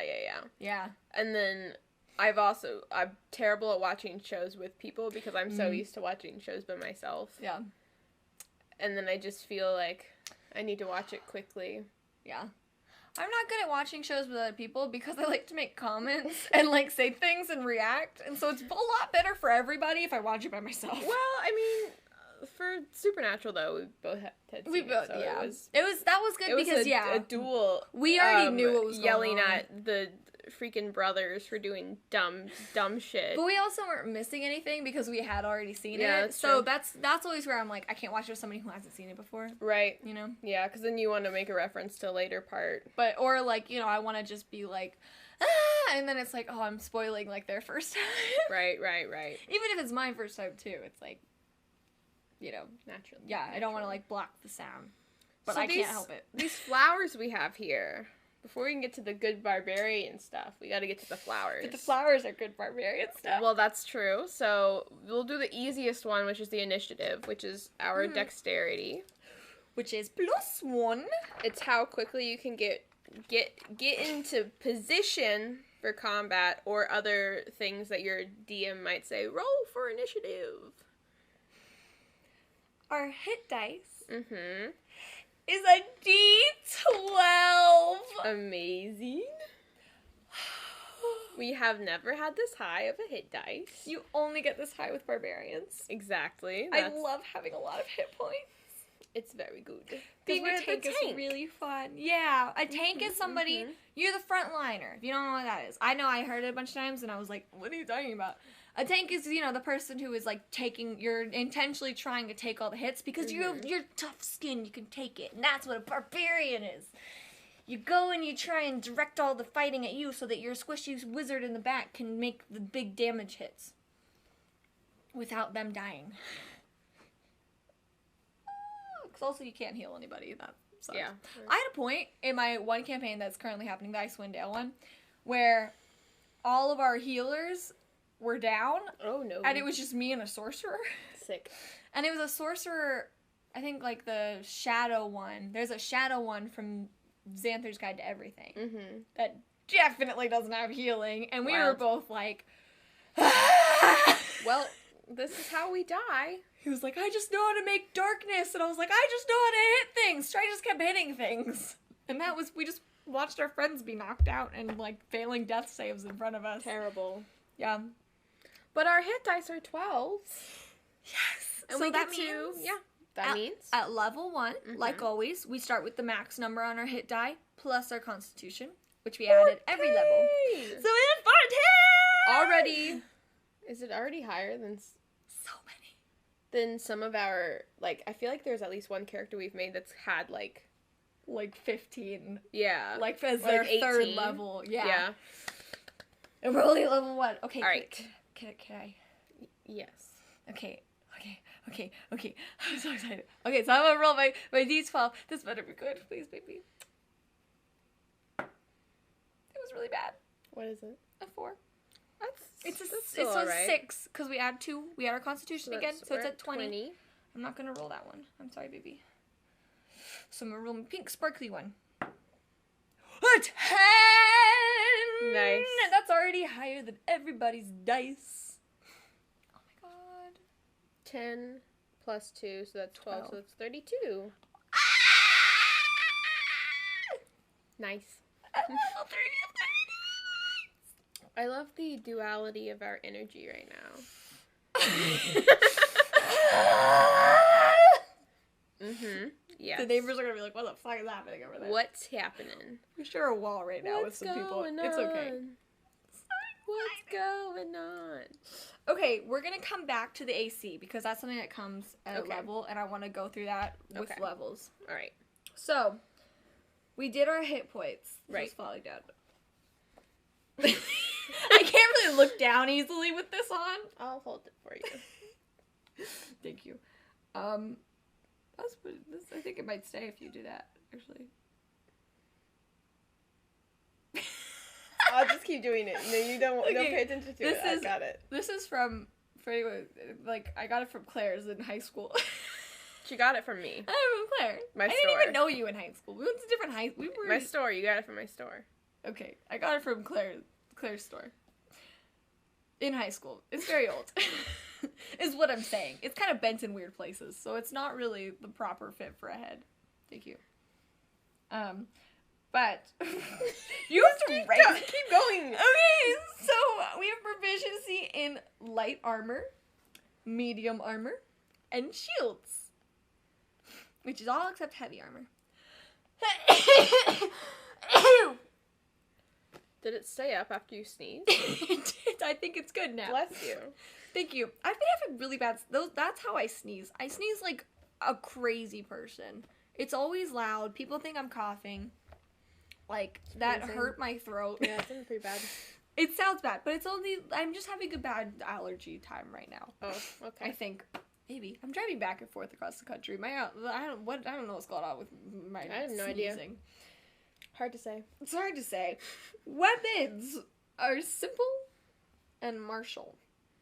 We have proficiency in simple and martial, which is pretty much all the weapons. We know all the weapons. We can do any weapon.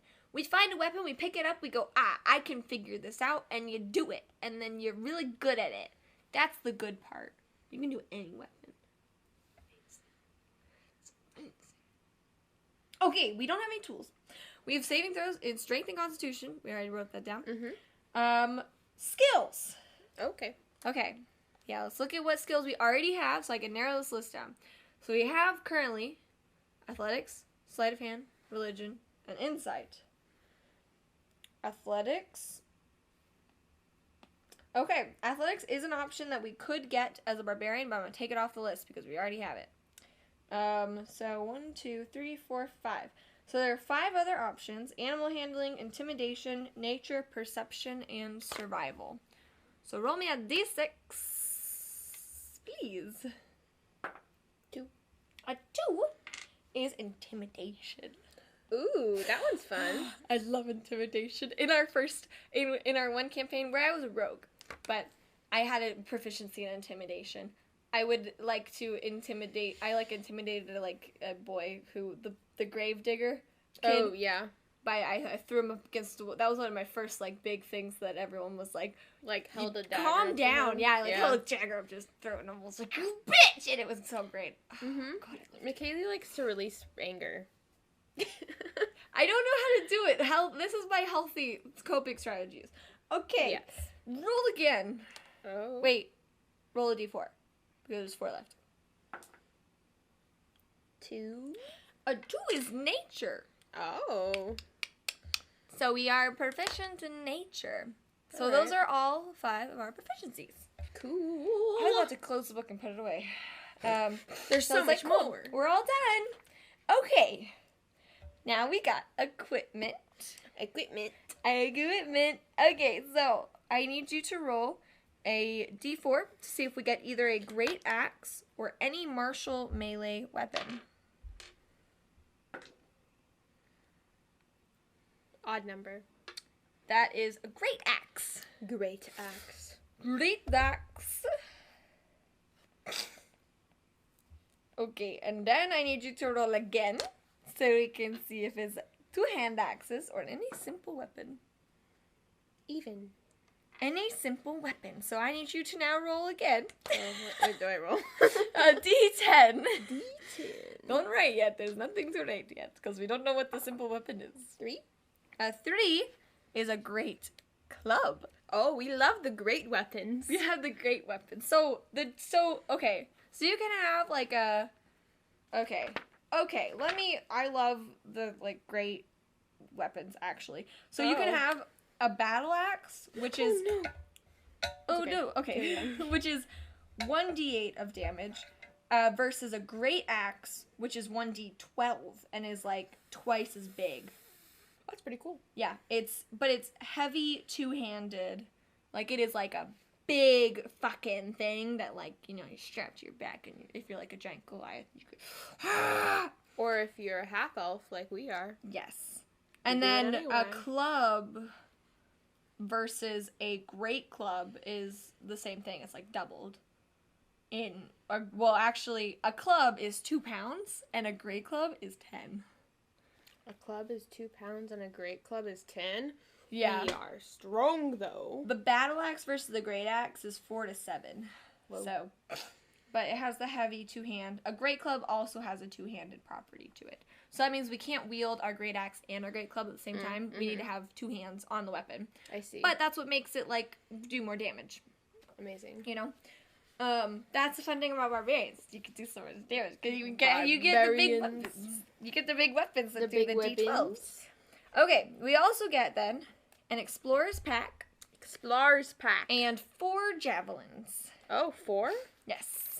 I've used in the Icewind Dale, I've used my javelins a lot, actually. We fought a sea creature and we tied ropes to it, to our javelin, because we had a fighter who also, in their pack, they also start off with 4 javelins. Us carrying all these weapons is incredible. Mm-hmm. Oh yeah, my barbarian in that campaign, we use Roll20, which is a really great app for website for playing online. Yeah. We upload our character sheets on there with all of our equipment, and it tells you how heavy, like you can put in how heavy all of your items are because it tells you in the player's handbook. And my pack is 72 pounds. Woo! But I have a strength of 16. No. Right. It might be higher now, actually. We're level 5. We just leveled up. Wow. I'm very excited because at level 5 for a barbarian, you get extra movement. So cool. you add 10 feet to whatever your movement is. Cool. And you get an extra attack. Cute. So you can do attack bonus action. Wild. So great. We haven't played with it yet. We just leveled up. Nice. But this barbarian that we're making, that's all our equipment. Cool. But now we got the staple of barbarians is rage. Okay, yeah. Rage. I wasn't sure if I heard it clearly, so I just had to. It's okay. How would you spell rage? Rage. If you want me to spell it based on that. No, don't do that. It's not gonna. Rage.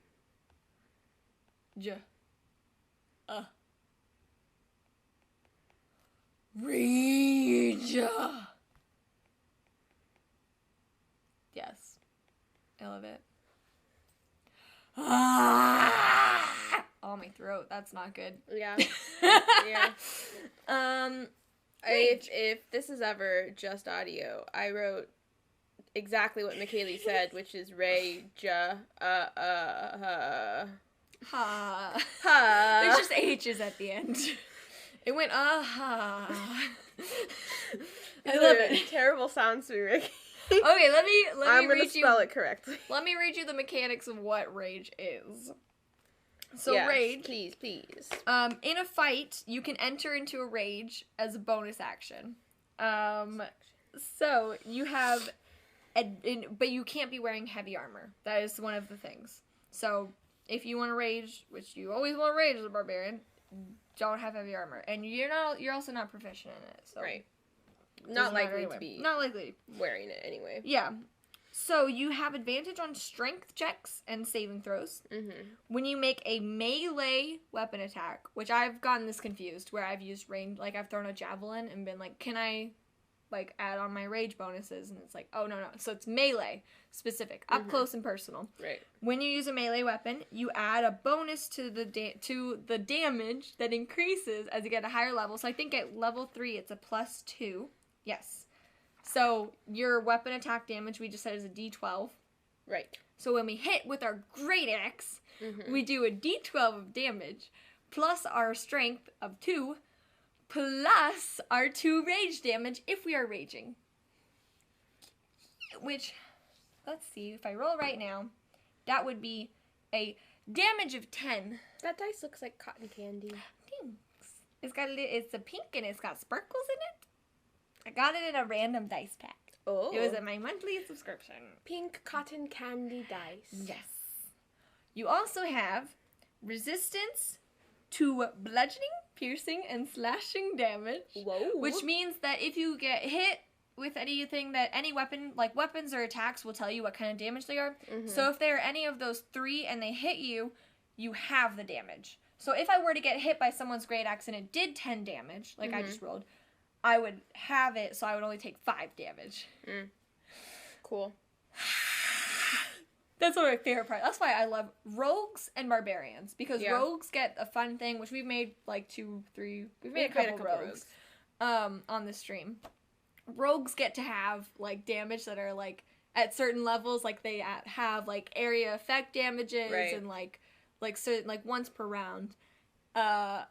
And it's just so nice whenever you can be like a big hit comes and you can be like, oh, by the way, I get only half of that damage, and then your DM is like, it's so great. I love it. That's why good. I was thinking about it earlier today. I was like, why do I like these 2 classes specifically? This is why. This is why. So you can't cast spells though while you're raging. Okay. So this is why. So sometimes at high, like as you level up, you can do a thing called multi-classing, where you take on. You don't when your whole party levels up, or when you individually level up.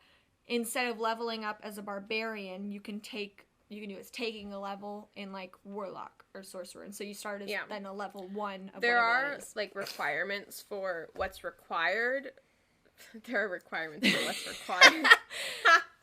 There's certain of your ability scores.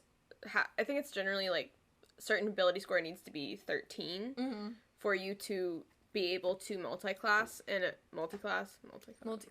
Yeah. To multi-class in a certain other class. So if we were trying to be a wizard, we could probably do that because we have 14 intelligence. But if we wanted to multi-class with a druid, we couldn't because I think druid is wisdom. It is. So it would need to be 13, which means if we knew that we wanted to multi-class later, maybe we arrange our ability scores in a certain way that is advantageous to that. Yeah.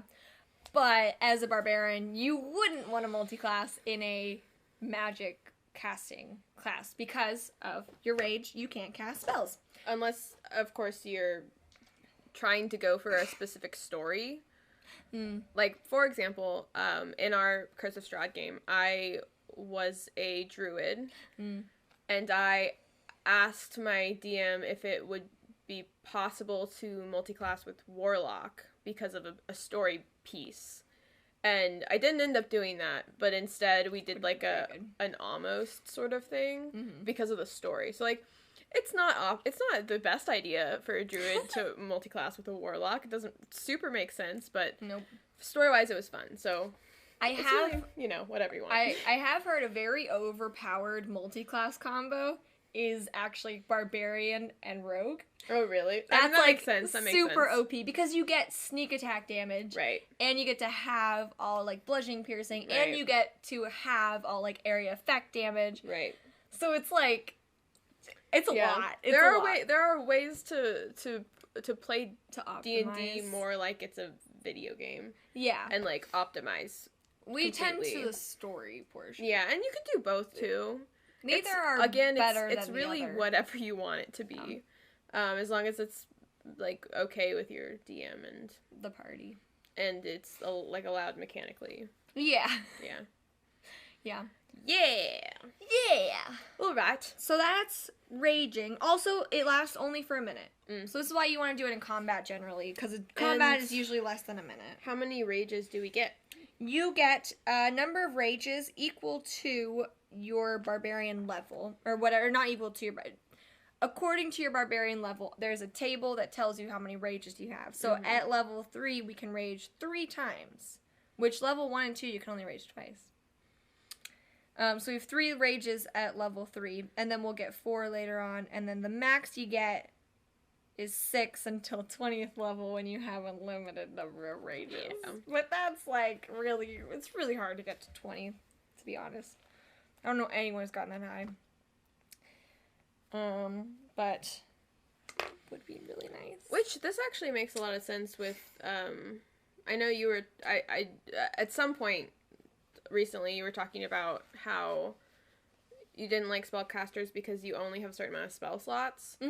Rage is the equivalent for barbarians. Like you only get 3. You only get 3 chances to use them. Yeah. And I know with spells they're shorter durations, but I think that's kind of the similarity. Yeah. I guess with rages, I kind of have a better sense. Maybe it's because I've played it so much, like a barbarian so much. Maybe, like, that's part of it. Like, I kind of know when I want to use it versus when I don't. Right. I definitely think there's a lot of similarities between the classes in their flavors, and I think the barbarian one is this one, is rages. Just rages. Yeah. That's our, like, limiting thing. Yeah. Our... This is my class. Yeah, Michaelie owns it. I own it. You're gonna have to pay her a royalty fee. Please do. Please do. I'm actually really broke. I'm just kidding. Oh boy. Okay. But Michaelie owns Barbarian, but we're not affiliated with Wizards of the Coast. No. No. But I own it. Right. Okay, but anyway. Sarcasm. Sarcasm. Major sarcasm. Anyway. Sarcasm alarm. Just so y'all know. If we had a sarcasm alarm, it would always be going off, I think. There's a really cute podcast I watch that they do that, where they're like, oh, like not like specific to sarcasm, but they'll make a point, and they'll be like, point is, and like, oh, point is alarm, because they say that a lot. And so in after, they like add in a little like, ding. Nice. It's really cute. That is pretty cute. Okay. We also get, Mm-hmm. at level 1, Unarmored Defense. This is why I wanted to wait for it. It's a specific feature move thing, but you do get it at level 1. While you are not wearing any armor, so you can't have anything on. Mm-hmm. Sometimes you can have like bracers on. You gotta talk with your DM about what's acceptable as what's considered armor and what's not. But your armor class, your AC, equals 10 plus your dexterity modifier plus your constitution. So ours, at this level, is 13. Cool. You can also still use a shield and gain this benefit. Cool. So shields give you +2. So if we just had a shield, we would have 15. Pretty wild. Pretty lit. Yeah. Yeah. Which, if we were wearing, say, like, leather armor, which we're proficient in, that would only be 12. So not wearing armor is better than wearing leather armor for us. Wild. Cool. Yeah. Because leather armor is 11 plus your dexterity modifier. Okay. Yeah. So. Interesting. That's just, it's fun. It's fun. My AC for my barbarian I'm currently playing, I've been, like, maxing up my, like, dex and constitution and my strength a little bit. I've been trying to, like, get all 3 of them, like, up as high as I can. I have very low wisdom as that character. I'm decently smart. I think I have like a 10 in intelligence. My charisma is like dead though. Like an 8, I think. Yeah, because we did point. What's your AC? My AC is 16. Oh, cool. Yeah, because I think I have a 16 for both dexterity and constitution. Nice. I'm very proud of it. And then that's what it is. I have an 18 for strength. Amazing. So 18, 16, 16. Cool. I'm really proud of how I did it. It was very good. I'm really happy for you. Thank you. It's great. Do we get anything else at level 1? That's all for level 1. Cool. So level 1 is Rage and Unarmored Defense. Level 2, we get Reckless Attack, which is so much fun if you remember to do it. So at level 2, you can throw aside all caution with desperation. And you, on your first attack on your turn, you can decide to act recklessly. So you tell your DM, I'm going to make a reckless attack. And you then roll with advantage, which means you roll 2 d20s and take the higher. Right. For your attack hit, which is awesome. But you have to do it on a melee weapon attack using strength. Okay. So you can't do, like, a melee attack using a dagger. You can't do a ranged attack that's using strength. It has to be... Melee strength. Yeah, melee strength. Gotcha.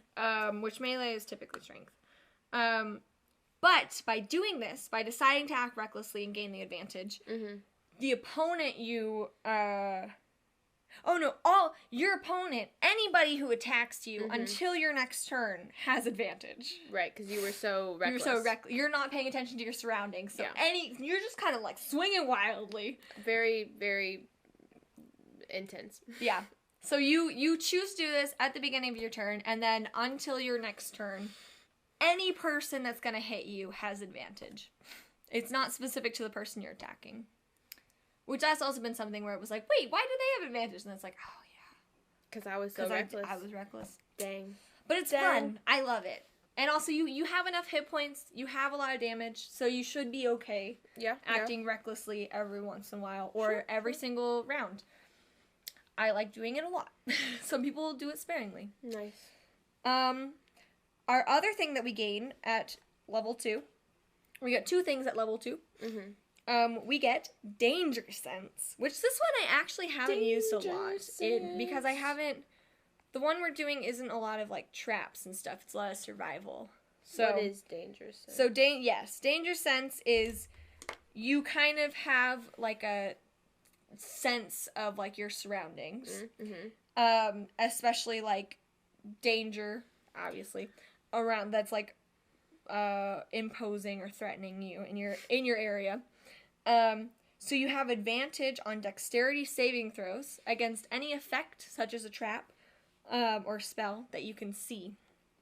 But you can't be blinded, deafened, or incapacitated. Oh, really? Yeah. Just in general? Or by trap? To use this. Well, by it, so it says any effects you can see. So that can be, you can play with that wording with your DM. It's really fun. Some things in the book, you have to kind of look at the wording and be like, does this situation apply? Mm-hmm. And so this is one of those things that it can be a case by case. Right. So, I need some drink. Yeah, you talking a lot. Mm-hmm. I'm really excited. I'm gonna let you do a lot of the story stuff because I'm talking a lot. Story. I really love barbarians. Oh, we could have named them Story. Our friend has a cat named Storytime. That's very good. That's just a very good name, I think. I really like that name. Yeah. We met a dog the other day do you remember their name? Tigger? Tigger, that's the one. We met like 4 dogs from the same person, but the one was named Tigger. They and kind of all just attached themselves to us. Yeah, I was gonna say they attacked us, but they didn't really, because they just came up and they were like, hey, hi. Give us love. Hi, hey, hi. Pet us, please? Yeah. And then they wouldn't leave. Yeah. Which we were fine with, but also it was like, your owner's walking away. Yeah. But the name was Tigger. But hey, dogs. Cute. Dogs. Love them so much. I love whenever I hear cute animal names, I clock them. So Storytime and Tigger, I'm kind of like, I keep that in the back of my brain. Whether it's for a D&D character or for real life, who knows? I don't know. I don't know. I just like those names very much, and I know that. Okay. So that's Danger Sense. Danger Sense. It's pretty lit. Danger Sense. And that's everything we get for level 2. Whatever Danger Sense does. Anyway. I love it.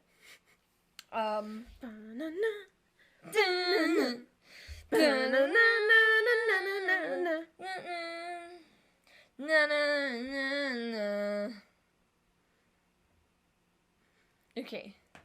Lit. I was debating singing the Spider Pig, but that is... Danger Sense is the one we were singing. I don't know about Spider Pig. I don't know. Wild. Anyway. Anywho. Is this our 3rd level stuff? 3rd level. There's only one thing you get at 3rd level. What's that? Your path. And that's basically your subclass. It is your subclass. Mm-hmm. It's your primal path. So the way they describe it, it's something that shapes the nature of your rage. So it's how your rage manifests, or where you're like digging from, like what kind of rage it is that's fueling your attacks. So should I roll? Should you? Do you want to roll? I feel like you want to roll. I do want to roll. So it's a D8, and I only have one. I only have one only have D8 one D8 that didn't make it into jail. Which we still don't know what that means for this. I don't. But I'm gonna roll it. So I have 7 different barbarian classes that are sourced from Player's Handbook. Some are from Xanther's, and some are from Tasha's. I think those are the only places that they had barbarian. I think that's where everything's from. Yeah. Yeah. They're pretty lit. I've made most of these. I haven't played all of them. Ooh. This one is a Storm Herald. I don't know what that means. I'm pretty sure this is from Xanther's Guide to Everything. Have you made one of this? I have, looked at it before. I know that. That means she probably hasn't made one of it. I haven't. Unless it's just wasn't significant to you. The character you made was really quick. Yeah, maybe it might have been. So, one of my things that I don't do very much, but they used to do. Everyone has a thing they do when they're drunk. You would know. Oh, where are you going with this? Everyone has a thing they do when they're what? What are you When talking they're- about? When you're drunk and you're like, well, everybody went to bed and I'm still have energy, so I need to do I watch YouTube videos? What do I do? My thing is, before I go to bed after like a fun night out, is I just make a character. Yep. And so I think I made this while drunk. Oh. Is what I'm saying, is why I probably don't remember it as much. Okay. I see. Yeah. On that couch, actually, I think. Love that. There's a Love couch to here. be in memories. Memories. past, as we are a past memory. We are. We are. It's true. That's just the state of things. Oh, boy. So, Path of the Storm Herald. This is, you're tapping into nature. A specific kind of nature, which you're going to roll for in a second. Okay. So, they... Ooh. You transform, it says you transform your rage into a mantle of primal magic that swirls around you. So when you're in a rage, there's like powerful, like magical effects that happen. Is what it say. So, you typically train alongside people who are sworn to protect the natural realm, such as druids and rangers. Oh. So maybe we were City Watch maybe with some people who Okay. of like a more like nature-y group of people or something. Yeah. Or like a City Watch. It wasn't like a city, it was like a town in the forest that was like super connected. I don't know. Well, it also could be, as if you keep looking at it a little bit further down, it might be that we're harnessing weather in like lodges and more populated areas. Like areas that are specifically storm intense. Yeah. I love it. Yeah. So you emanate a stormy magical aura while you're raging that extends from 10 feet from you in every direction, but So not through total This is our coverage. storm aura. That's what the trait or feature is called. Oh, yes. Yeah, storm aura. It has an effect that activates when you enter your rage, and then on each turn as a bonus action. So we're going to choose whether it's desert, sea, or tundra. Ooh. And that's going to determine what our aura is. Okay. Sounds very, like, mystical, our aura. Wow. Very Do you fancy. want me to roll? Sure. Roll a d60. 4. A 4 is a C. Ooh. Yes. C. Okay. So our aura is C. Yeah, our aura is C. Okay. So, when it's activated, you choose one other creature. You can see that's in our 10-foot radius. Okay. It needs to make a dexterity saving throw. Or it will take 1d6 lightning damage. Ooh, lightning. Yes. On a failed save, or half as much on a successful. So this is good. It's not a save or suck. Yeah, it's not a save or suck. Yeah. Save or suck is something people will say when there's like an ability or a spell that if it has that you have to make a saving throw against, and if they succeed on the saving throw, then nothing happens. Yeah. But if they don't succeed, then stuff happens. But this one is no matter what, you suck get damage. or suck worse. Yeah, so it just depends on how bad you get Right. damage. But they have to be. How bad is it? So let's see. So what you would do, I guess, if I'm thinking of like in terms of if I was going to play this character in a battle, you would go into your rage on the first turn as your bonus action, and that will activate your C. So you have in a 10-foot radius of you.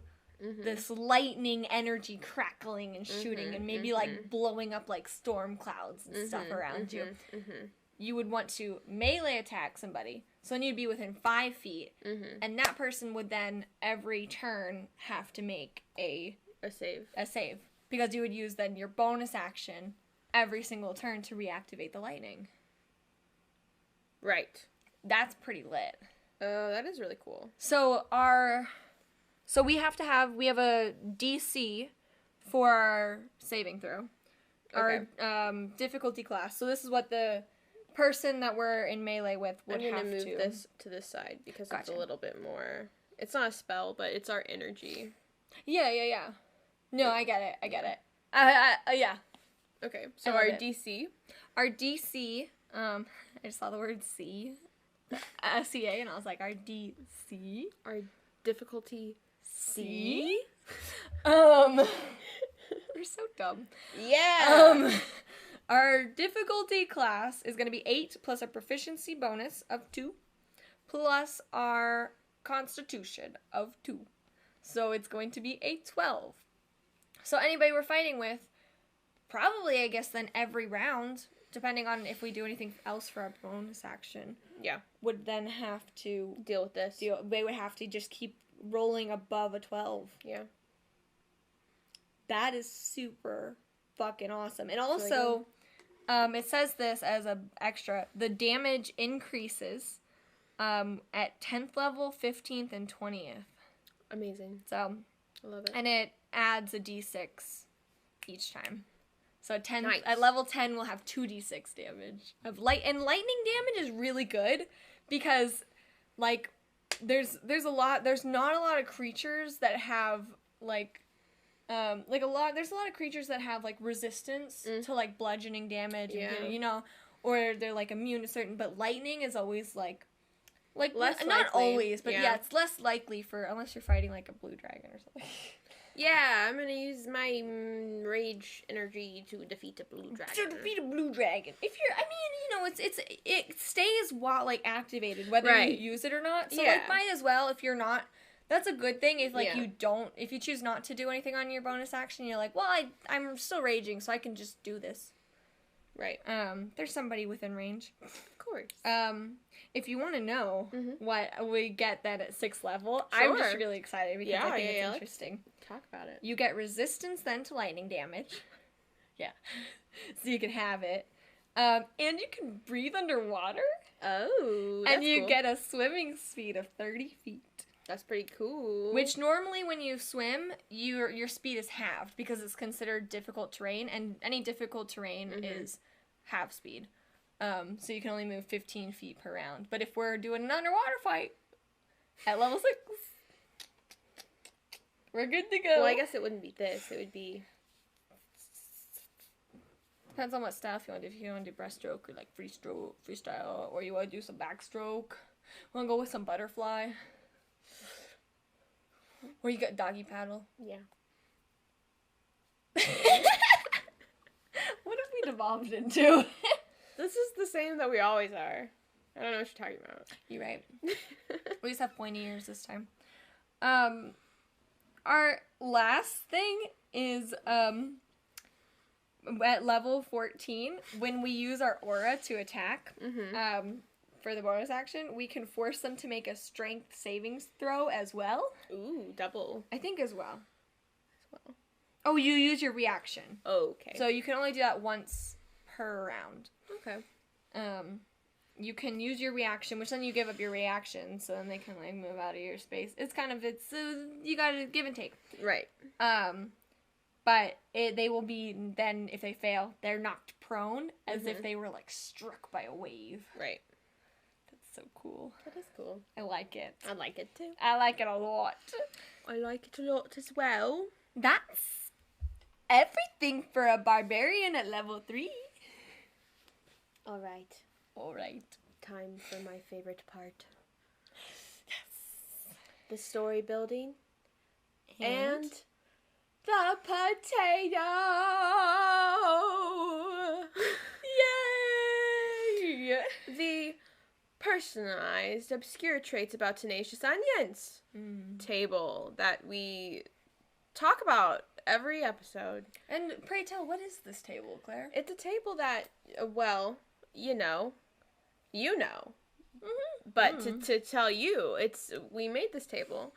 All of these other tables that Michaelie made are pulled from material that already exists, but this one we pulled out of our asses. Yep. And it's a bunch of random traits. Obscure. It's a bunch of obscure traits.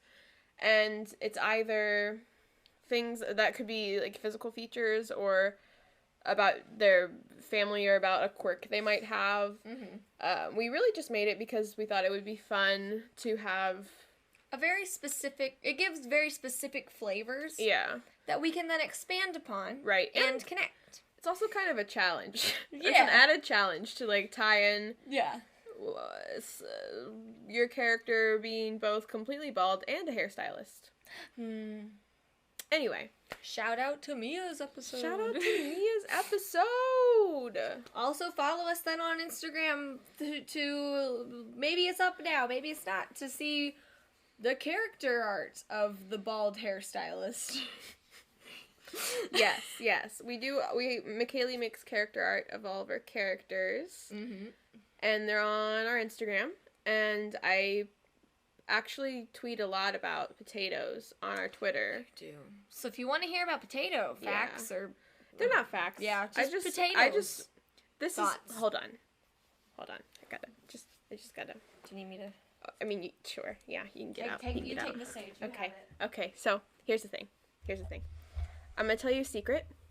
I tweet about potatoes on our Twitter specifically because of our potato. I don't know if anyone's noticed, but every single response tweet that I've tweeted, it's about our potato. It's about a potato in some way, shape, or form. It's pretty fun to do that, but that's why. Because we have our own potato. And it's very good. So just follow us on Twitter if you want to see my potato shenanigans. Also,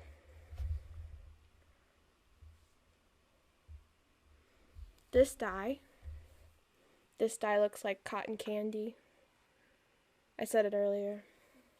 I just wanted to say it again. That was vaguely threatening. That's all. I wanted you to know. You can come back in here, Michaelie. You're right there. Wow. I was just stretching. Sitting for a while. It was vaguely threatening. Yeah, you were very I didn't go anywhere. Yeah. But yeah, our potato. So we're going to roll 2-3 times, maybe more, to get some challenges for how to tie this story together. Woo! Now you got to roll. A D100.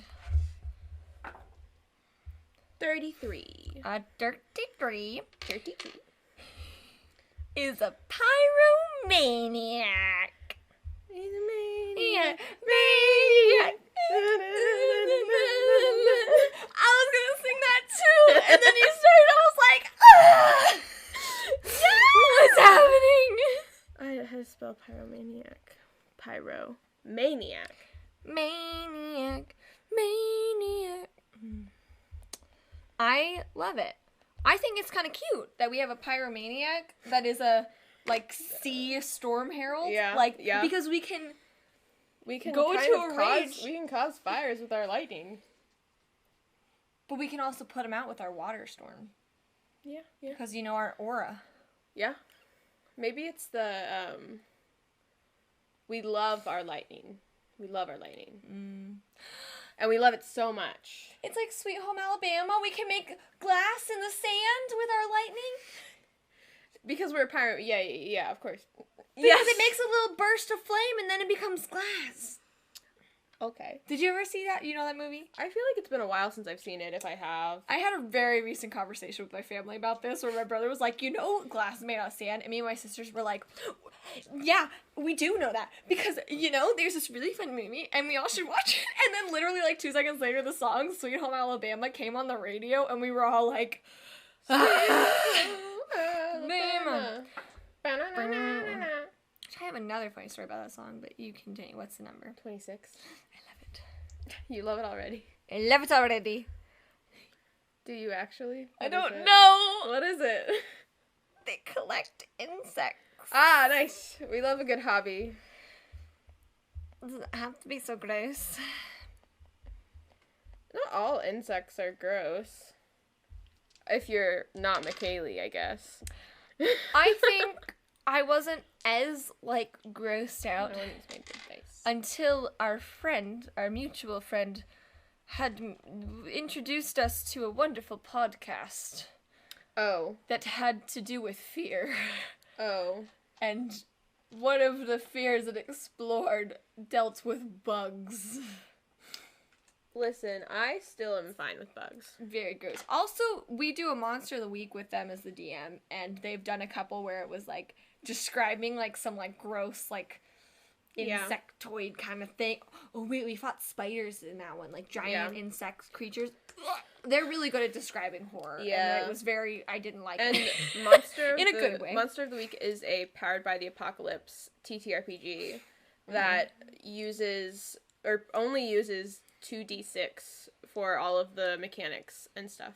It's really cool. Definitely would recommend checking it out. If you really like Supernatural, which we talked about earlier, Yeah. or you like Buffy the Vampire Slayer, it's actually very closely, like, it's based off of those two. And, like, It says it in the kind books. of too. Yeah, All depends of those, on like, how you want to play. Yeah, how all your those, like, group plays it. mystery type. Ours is definitely, I'd say, closer to Buffy the Vampire Slayer, the way we play it, with a little, but a lot of supernatural drama.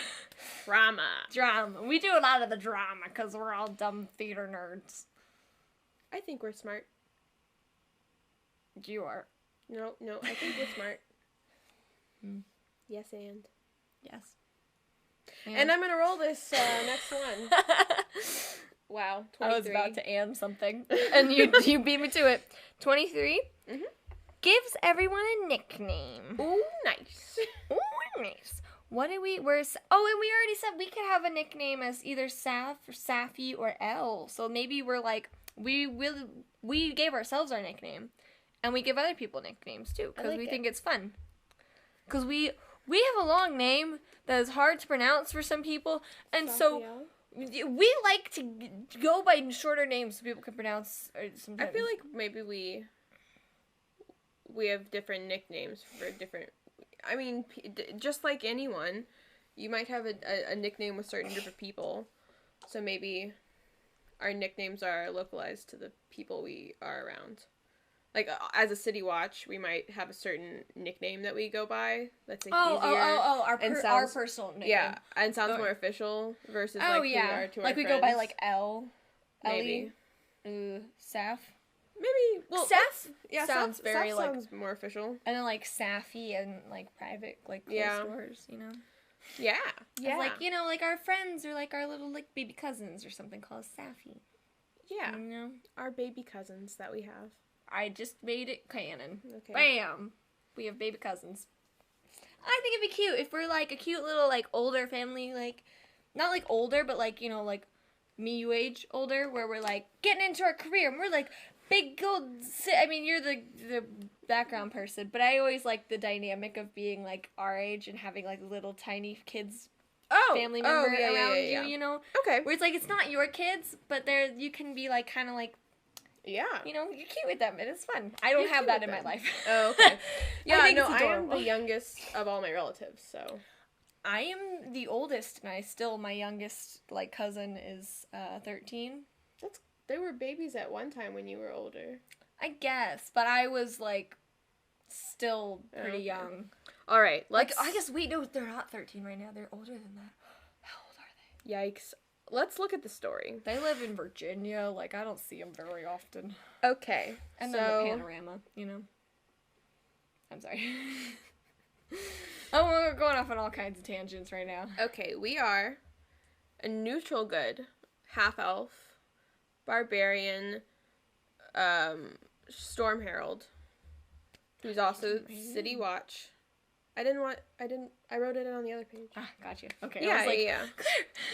No, there's no need to be worried. Gotcha. We all know what it says. We're walking through previous things. So we have a uniform, and we have a rank. We should consider what our rank is. Mm-hmm. We have a helping horn. We have a horn that is... I wrote help horn because it's a horn for help. It's a horn to... It's more like you're like... You know, like when you're a lifeguard and... I used to be a lifeguard. You, like, blow 3 whistles to alert other people that there's... horn. It helps you. Okay. It really wasn't. It was just me being sarcastic with everything. No, I'm here for it. Sarcasm alarm. Woo, woo, woo. Our personality trait is that we've lost too many friends, so we're slow to make friends. I don't think that has to be sad, personally. Yeah. I just think it's maybe the way of our life currently is that we've just lost a lot of friends. And so it's hard to... I haven't thought about this, but I'm not going to get to it until we get to the next page. Okay. It definitely, I do want to say, it was written for a soldier, so it was probably written to be about, like, you've lost friends on the battlefield. Like, I'm thinking that's how it was, but, like, I'm sure it can, it can be interpreted other ways. I'm not... I have thoughts. Okay. Okay, so our ideal is greater good, and our bond is that honor is our life, and our flaw is that we have little respect for people who are not proven warriors. Mm-hmm. We can speak common, elvish, infernal, abyssal, and deep speech, which I'm curious to know why we know those wormy, stringy... I'm trying to interpret what this is. It's the... I know what it is. I'm just trying to describe it in a, like...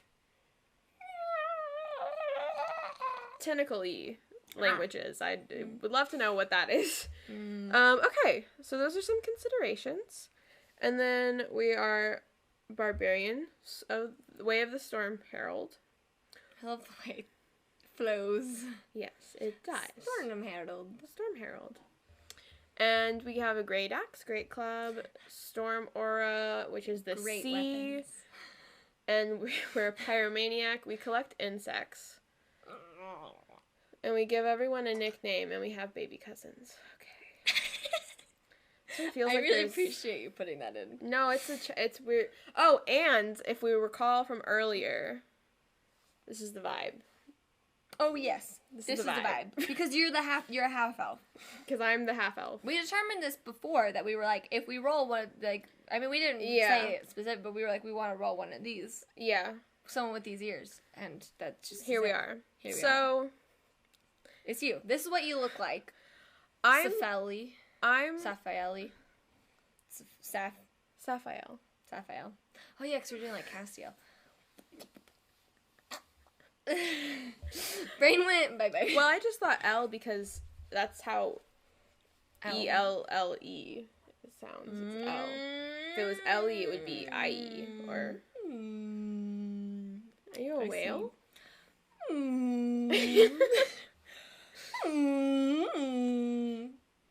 I wouldn't do my whale sound, but that was the sound that I made. Okay. I wanted to expand upon it. Okay. I think really killing my throat today. We either live or grew up by the sea. That makes sense to us. I feel like we lived by the sea. We grew up by the sea. Yeah. That might not be where we are right now. Yeah, no, I don't think that's where we are right now. Did we move to the city to be City Watch? Well... Like, are we in a city?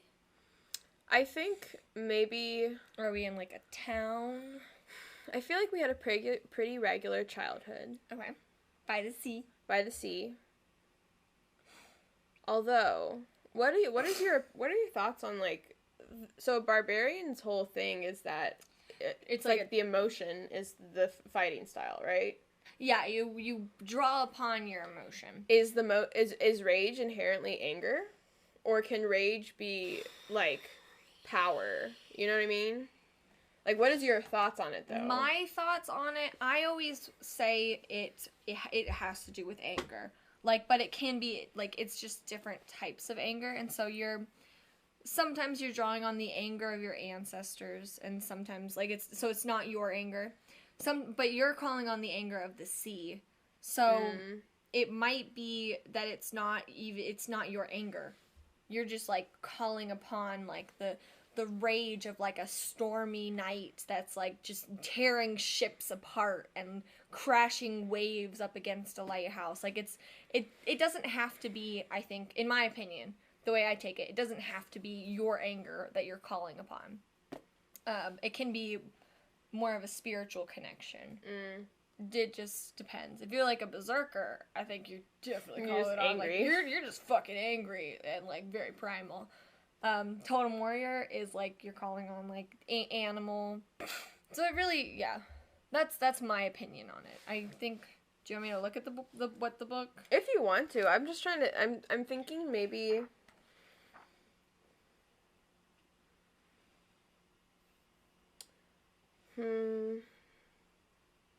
Okay, here's a thought in our childhood, okay? What if, so we live by the sea. Okay. And we are, I think we live in a small port city or village or like a small, small community. Small port community where of, like, there are, fishers fishers and not a lot of like big. Not a lot of like outgoing shipments of things. Yeah. So not a lot of outside people come to our dock. So very like secluded group of people. Okay. Well, the people aren't secluded, I don't think, necessarily. Well, yeah. I mean, maybe a little bit. It's just not getting a lot of, it's not like foot traffic. We don't get tourists. We don't get, there's not a lot of... So, like, people know, like, oh, that town's over there, but it's not like a town you go on summer vacation. Yeah. So it's, like, more quiet, right? Yeah. And what if... Okay. So what if...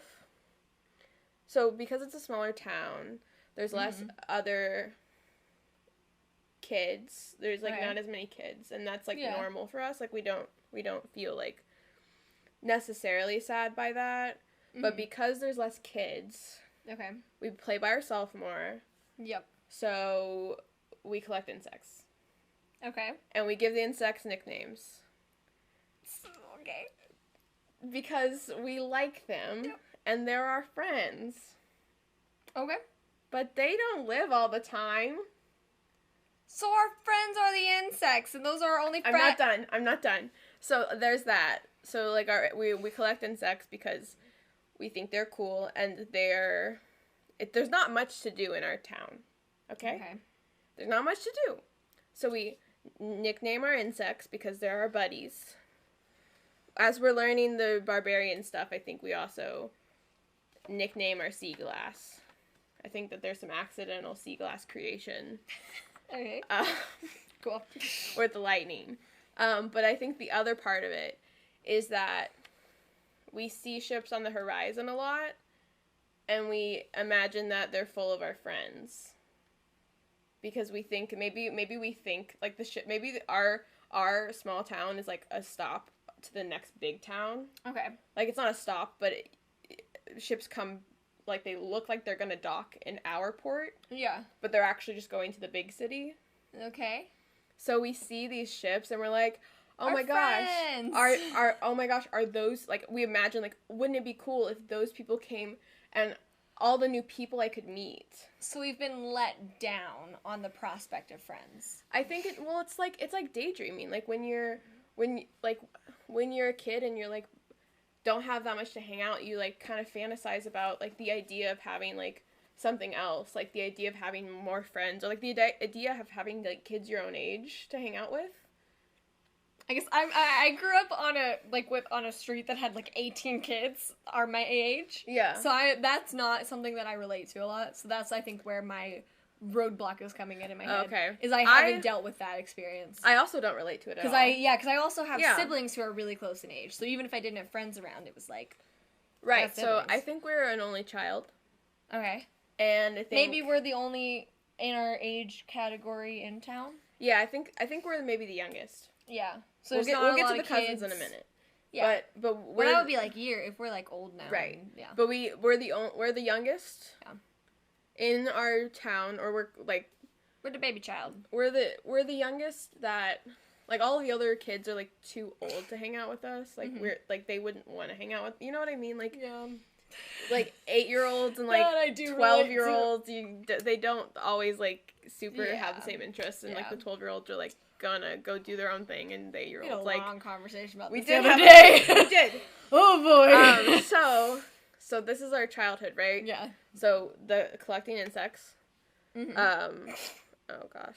Okay, so this is where you're tying in the friends. Well, I think.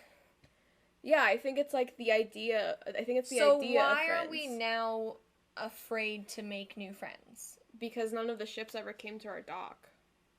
Okay, but now we're out in the world, and we're coming to the ships. Okay. I'm getting to it. I'm getting to it. I got a whole... Gotcha. I'm stroking. I'm trying to get the details. You know? I know. Yeah. Okay. So That's their childhood. Okay. And, oh, I do think Our parents are dead. no. Our parents are fine. Our parents, they're alive and well. Nothing's happened to them. We could go visit them at any time. Okay. They're nice people. There's nothing wrong with them. Yeah.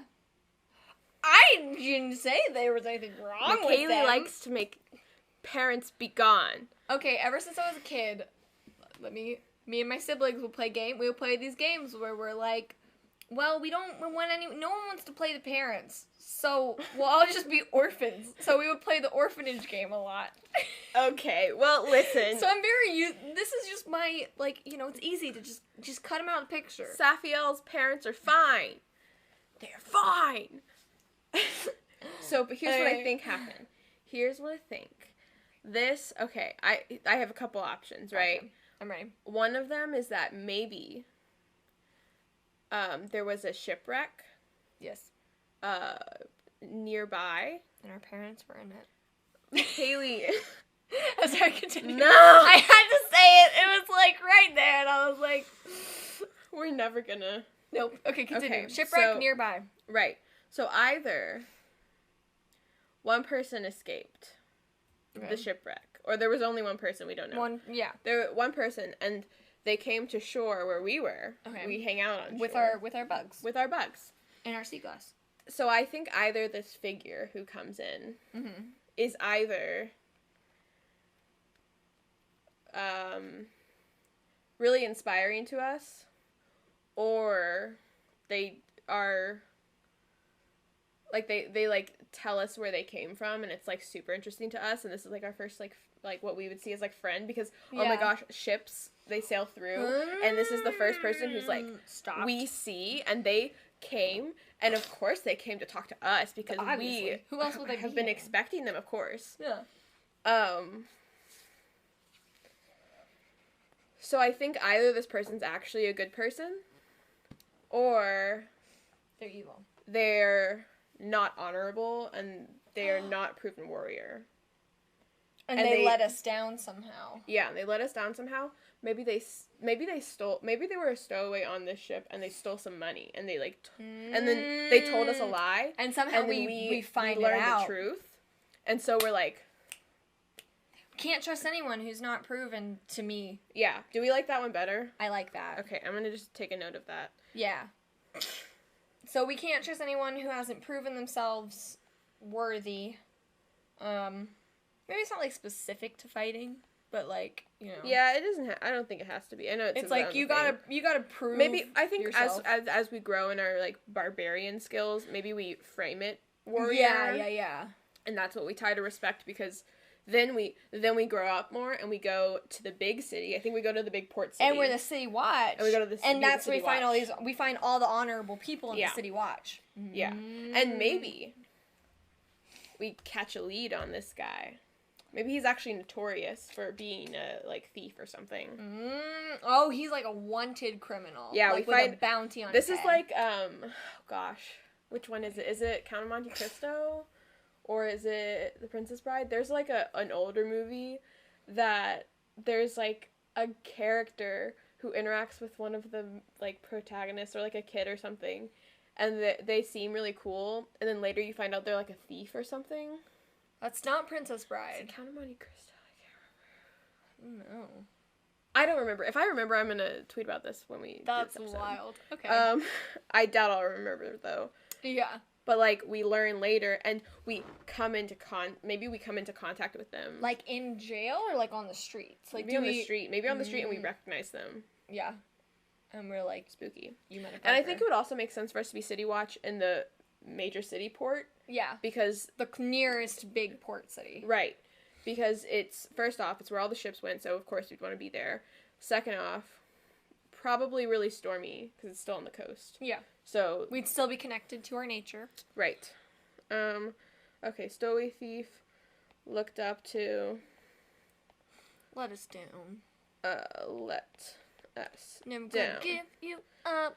Never gonna let you down. Never gonna run around and desert you. Now we get to be in tune because we're in the same place. Well, I mean, we're not really in tune. Not in tune, but we're in time. time. Yeah. Mm-hmm.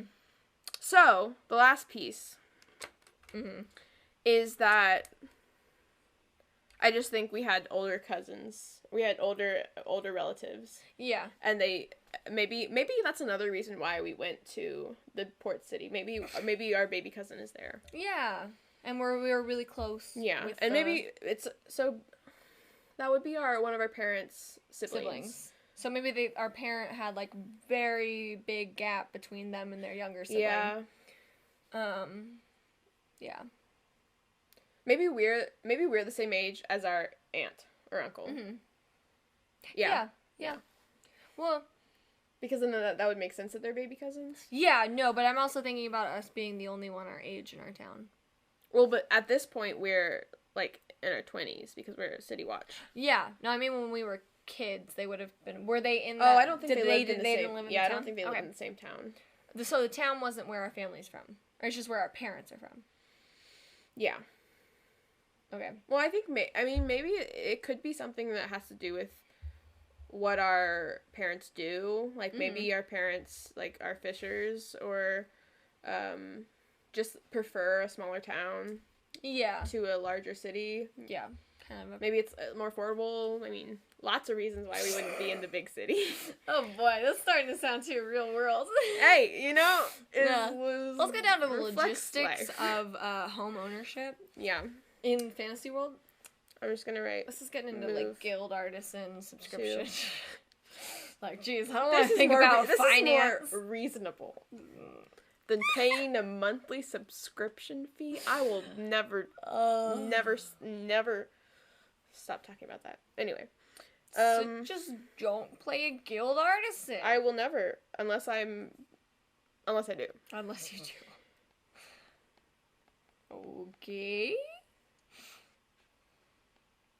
Wonderful. I really like this character. Did we fit everything in then? I think we got everything. Do we want to explain Is why we're a this pyromaniac? Oh, I think it just has to do with the lightning. That we're just very enthusiastic about being able to, like, shoot things. Yeah. We spent a lot of time on the beach, so we also really relate to the lightning and the ocean and stuff. Yeah. It's pretty lit. I wonder, just for fun, if the ship that crashed was struck by lightning. Just Maybe for we fun. were, like, really angry and we were like, don't leave! And then we just And we were cut like, a boat in oh! half. Shit. Maybe We don't have that power. Maybe we... You know what?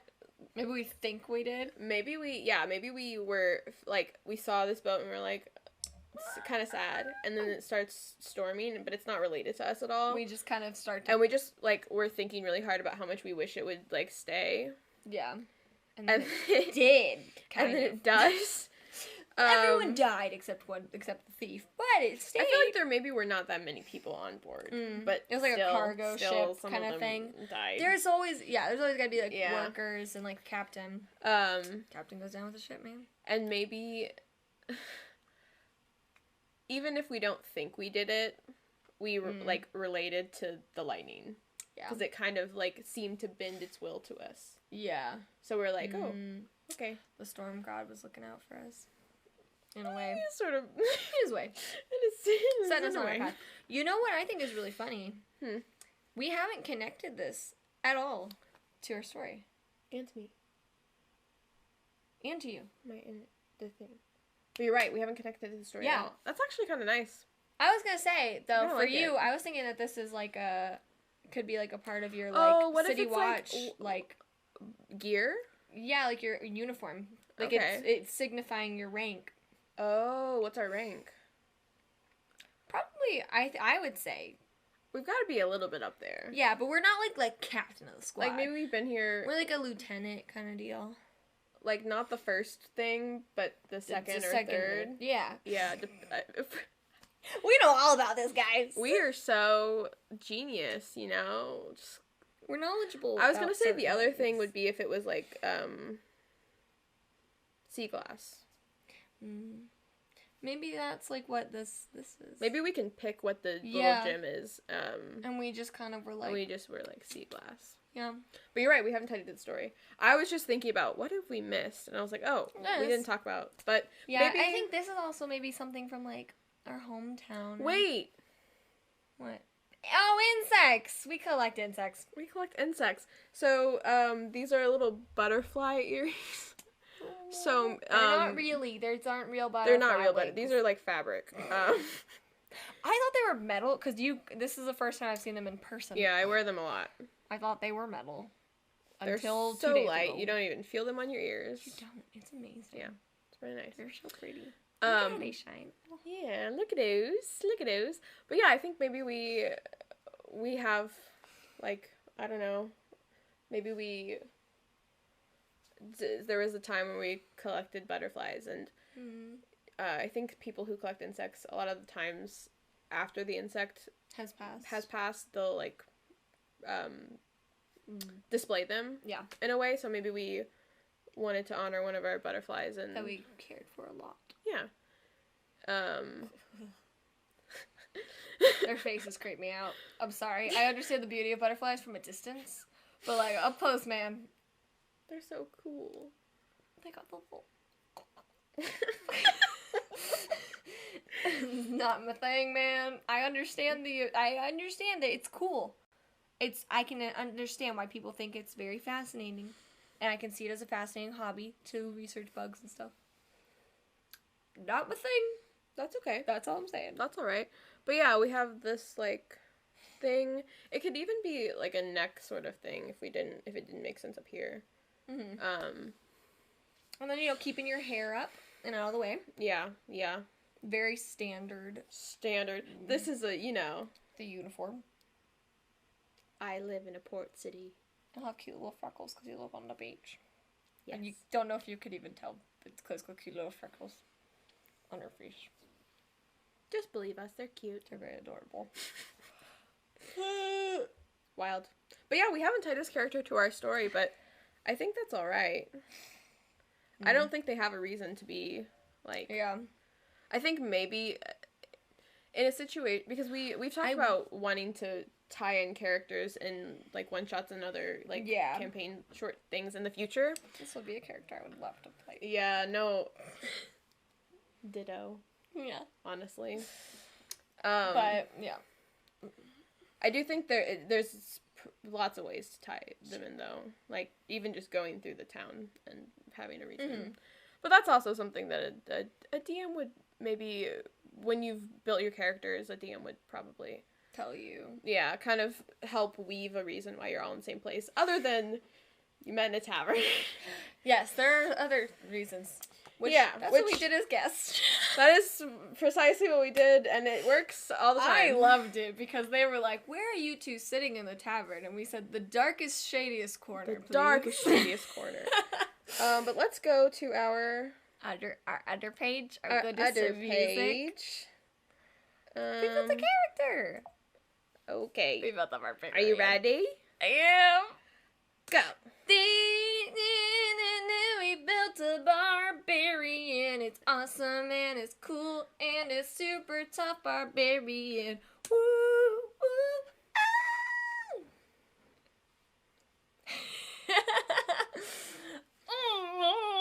No, I Very want to good. play. I don't think I've never never wanted to play barbarian. Yeah. But Do you want to play now? I think this one would be fun. It's really fun. Mostly because the story is fun. Yeah. But that's because I like the story so much. I like stories so much. Yeah. I like the one I'm playing right now has a really cool story, and most of it actually comes from my DM had a random table that we rolled on for, like, backstory stuff that was a secret. Mm-hmm. And so I rolled for something that he had, like, built out a lot. Like, in world information. Or, like, something that was connected to world information. And so I built my story based off of, like, his world building. Yeah. That was, like, separate from the Icewind Dale. It was really cool. That was cool. It was like homebrew, like, world building stuff. And so it was like, this is really fun. Wild. So that's part of why, I really like that character, because it's got some, like, fun background stuff, but also, like, my rage is even more random. Yeah. Because whenever I rage, I roll on a wild magic table, and Yeah. then magic happens. And then magic happens. And it's random every time. It is random every time. It's so great. Last time I shot lightning out of my chest. Great. Yes. Love that. And then one time I made these flumps, and they were ethereal, and they would just go within 5 feet of my enemy, and they would blow up at the end of their turn. Great. Love that. It was great. And then another time, I just teleported 30 feet all over the battlefield every turn. Oh, love that. Love that. So great. Very But then I good, can very also good. move 30 feet. It doesn't take movement, so it's just teleporting here and there. Wow. I love barbarians. That's pretty cute. They're so fun. There's just so many good, like, subclasses. And, like, very different. I highly recommend. Because you can do, like, I mean, there's so many different flavors of barbarian. Ancestral Garden's a really good one. Beast. Totem Warriors. Are you just going to classic. say all of them? No, I'm just looking at, like, the ones that I'm kind of, like, that I'm connected to. Yeah. Ancestral Garden was actually what my ethereal genasi was originally. Oh, really? Yeah, but I changed it to be Beast. Right. Yeah, which I really love. Cool. I love that one. You, like, manifest claws or a maul or a tail and use that as a weapon. Cool. So much fun. So I made my little, like, unintimidating looking person. And then all of a sudden she's just like, monster. Yes. Very It's good. fun. Very good. But yeah! We built a barbarian! We built a barbarian. Yay! Yay! Thanks for coming along with us on this wild ride. A very wild ride. I feel like that was like the end of a like amusement park ride thing. Yeah, that was a journey. Welcome back, everybody. That was a journey. Thanks you have for a good coming time? with us. Wow, it sounds like they really did. Yeah. Oh, I don't know about that. I mean, sure, that's a good point, but... You know, maybe next time will be better. We're going to be back next Tuesday, 7 p.m. Maybe in this form, maybe in another form. Maybe we'll be... I don't know where I was going to go with that sentence. Yeah, I don't know either. Next Tuesday. Just a quick check-in, future Claire. You did it! Yay! You know what I'm talking about.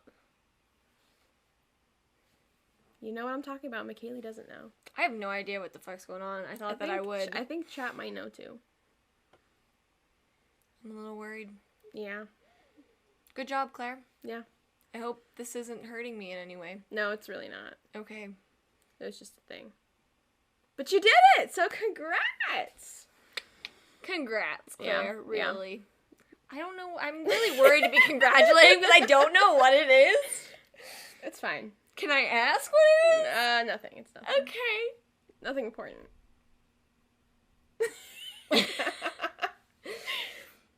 Well. Yep. This has been fun. Yeah, and you know, this might be the last one we're in the same place for a bit. Mm-hmm. Maybe. A bit. I don't know. I know my ear. I don't know what your schedule is. Yeah. I don't even know what my schedule is. Oh, yeah. Our schedules are up in the air. It's a great month. But hey, if we're not here like this, we'll be on the here Zooms. here like this. But like, hold on, don't touch me. Don't touch me. No. Well, but that's what it's like on the Zooms. We're in little boxes and we're not. Yes. Of So course. maybe it'll be like that. Maybe it will. Maybe it'll be like this. Maybe it'll be like this. I Yeah. almost poked your boob. That would have been, I was not like- ideal. I'm basing it off of watching this. Oh, okay. And so I was like, where's her... My arm I should have is just here. looked. My elbow is right there, too. See, it's hard Oh, to... that was really hard. Anyway. Squish. Yeah. I hope that you've enjoyed this pre-recorded stream. And that future Claire was engaging you in chat and that you were chatting and stuff. Yep. Say hi, Or- Claire. Hi, Claire. That's you. Make sure you're saying it in the chat right now, or I'm Yep. gonna come kick your butts. Yep. Maybe I'm in chat. I don't know. I don't know where I'm gonna be when this airs. Say hi, Michaelie. Crickets. No. Michaelie's not in chat. Michaelie has left the chat.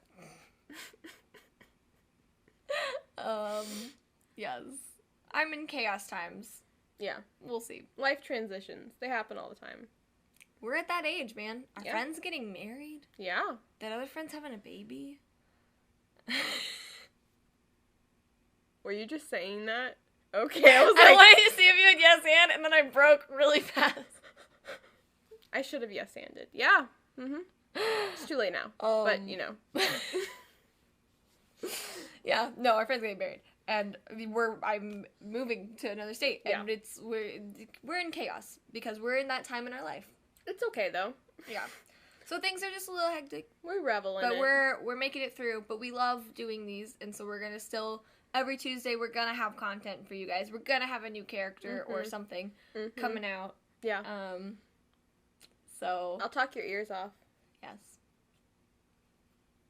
I grabbed my hair and it made it messy. Or we'll That talk... feels really good. That's We'll hurting talk my ear. our ears off. I look so like Weird. I'm missing something. Yeah, I feel a little like I just undressed in front of y'all. I'm so sorry. No, I'm not gonna do it. That'll be too chaos. It's already chaos enough. But yeah, follow us on our social media and on here if you enjoyed. If you Saf want will have a character art at some Yeah. point. Claire will have some potato information on Twitter. That was a secret. You said it. But I said it for that moment. Oh, I can leave if you want to talk about it. No, it's okay. You weren't here when I talked about it the first time. That's right. I wasn't. I was right there. But yeah, follow us on our things. If you had a good time here, then you'll have a great time when we're live because we can actually respond to you. Yeah. Which we enjoy. We love yeah. talking to you guys in chat. So we really do miss that we can't do that right now. Yeah. Hopefully Claire's engaging right now. Say hi, Claire. Crickets. No, I'll probably say hi. Thanks. That's too much power, honestly. Me? Yeah. It's so great. They did Very it in... bad. Never mind, I'll tell you later. This is a show. Great. Love that. But, it's great. We should do these more, because then I can do this. That's not the reason why. But Someday it'll be me that can't be there. Yeah, I know. And then I'll be Then suffering. you'll get to do it. But that'll only be if we pre-record. Yeah. And maybe we'll do that sometimes. Okay. So thanks for watching. What did you do? Don't be distracted. Oh, I was just worried that you turned it off, and then I was like, No. "Is it still there?" I don't know We're what your still here. buttons do. Your buttons are confusing. No, my buttons are efficient. Or you're just numbered. Okay. Yeah.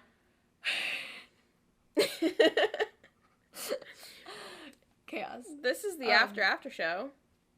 Where we descend This into is the insanity. anddragons after show. It's a minute long, maybe 30 seconds, where we say goodbye. Have a nice day. A good one. Have a good one. Yes. What we love to call a Texas goodbye. Nope, Texas goodbye is longer than a minute, but the That's true. anddragons after show is only a minute long.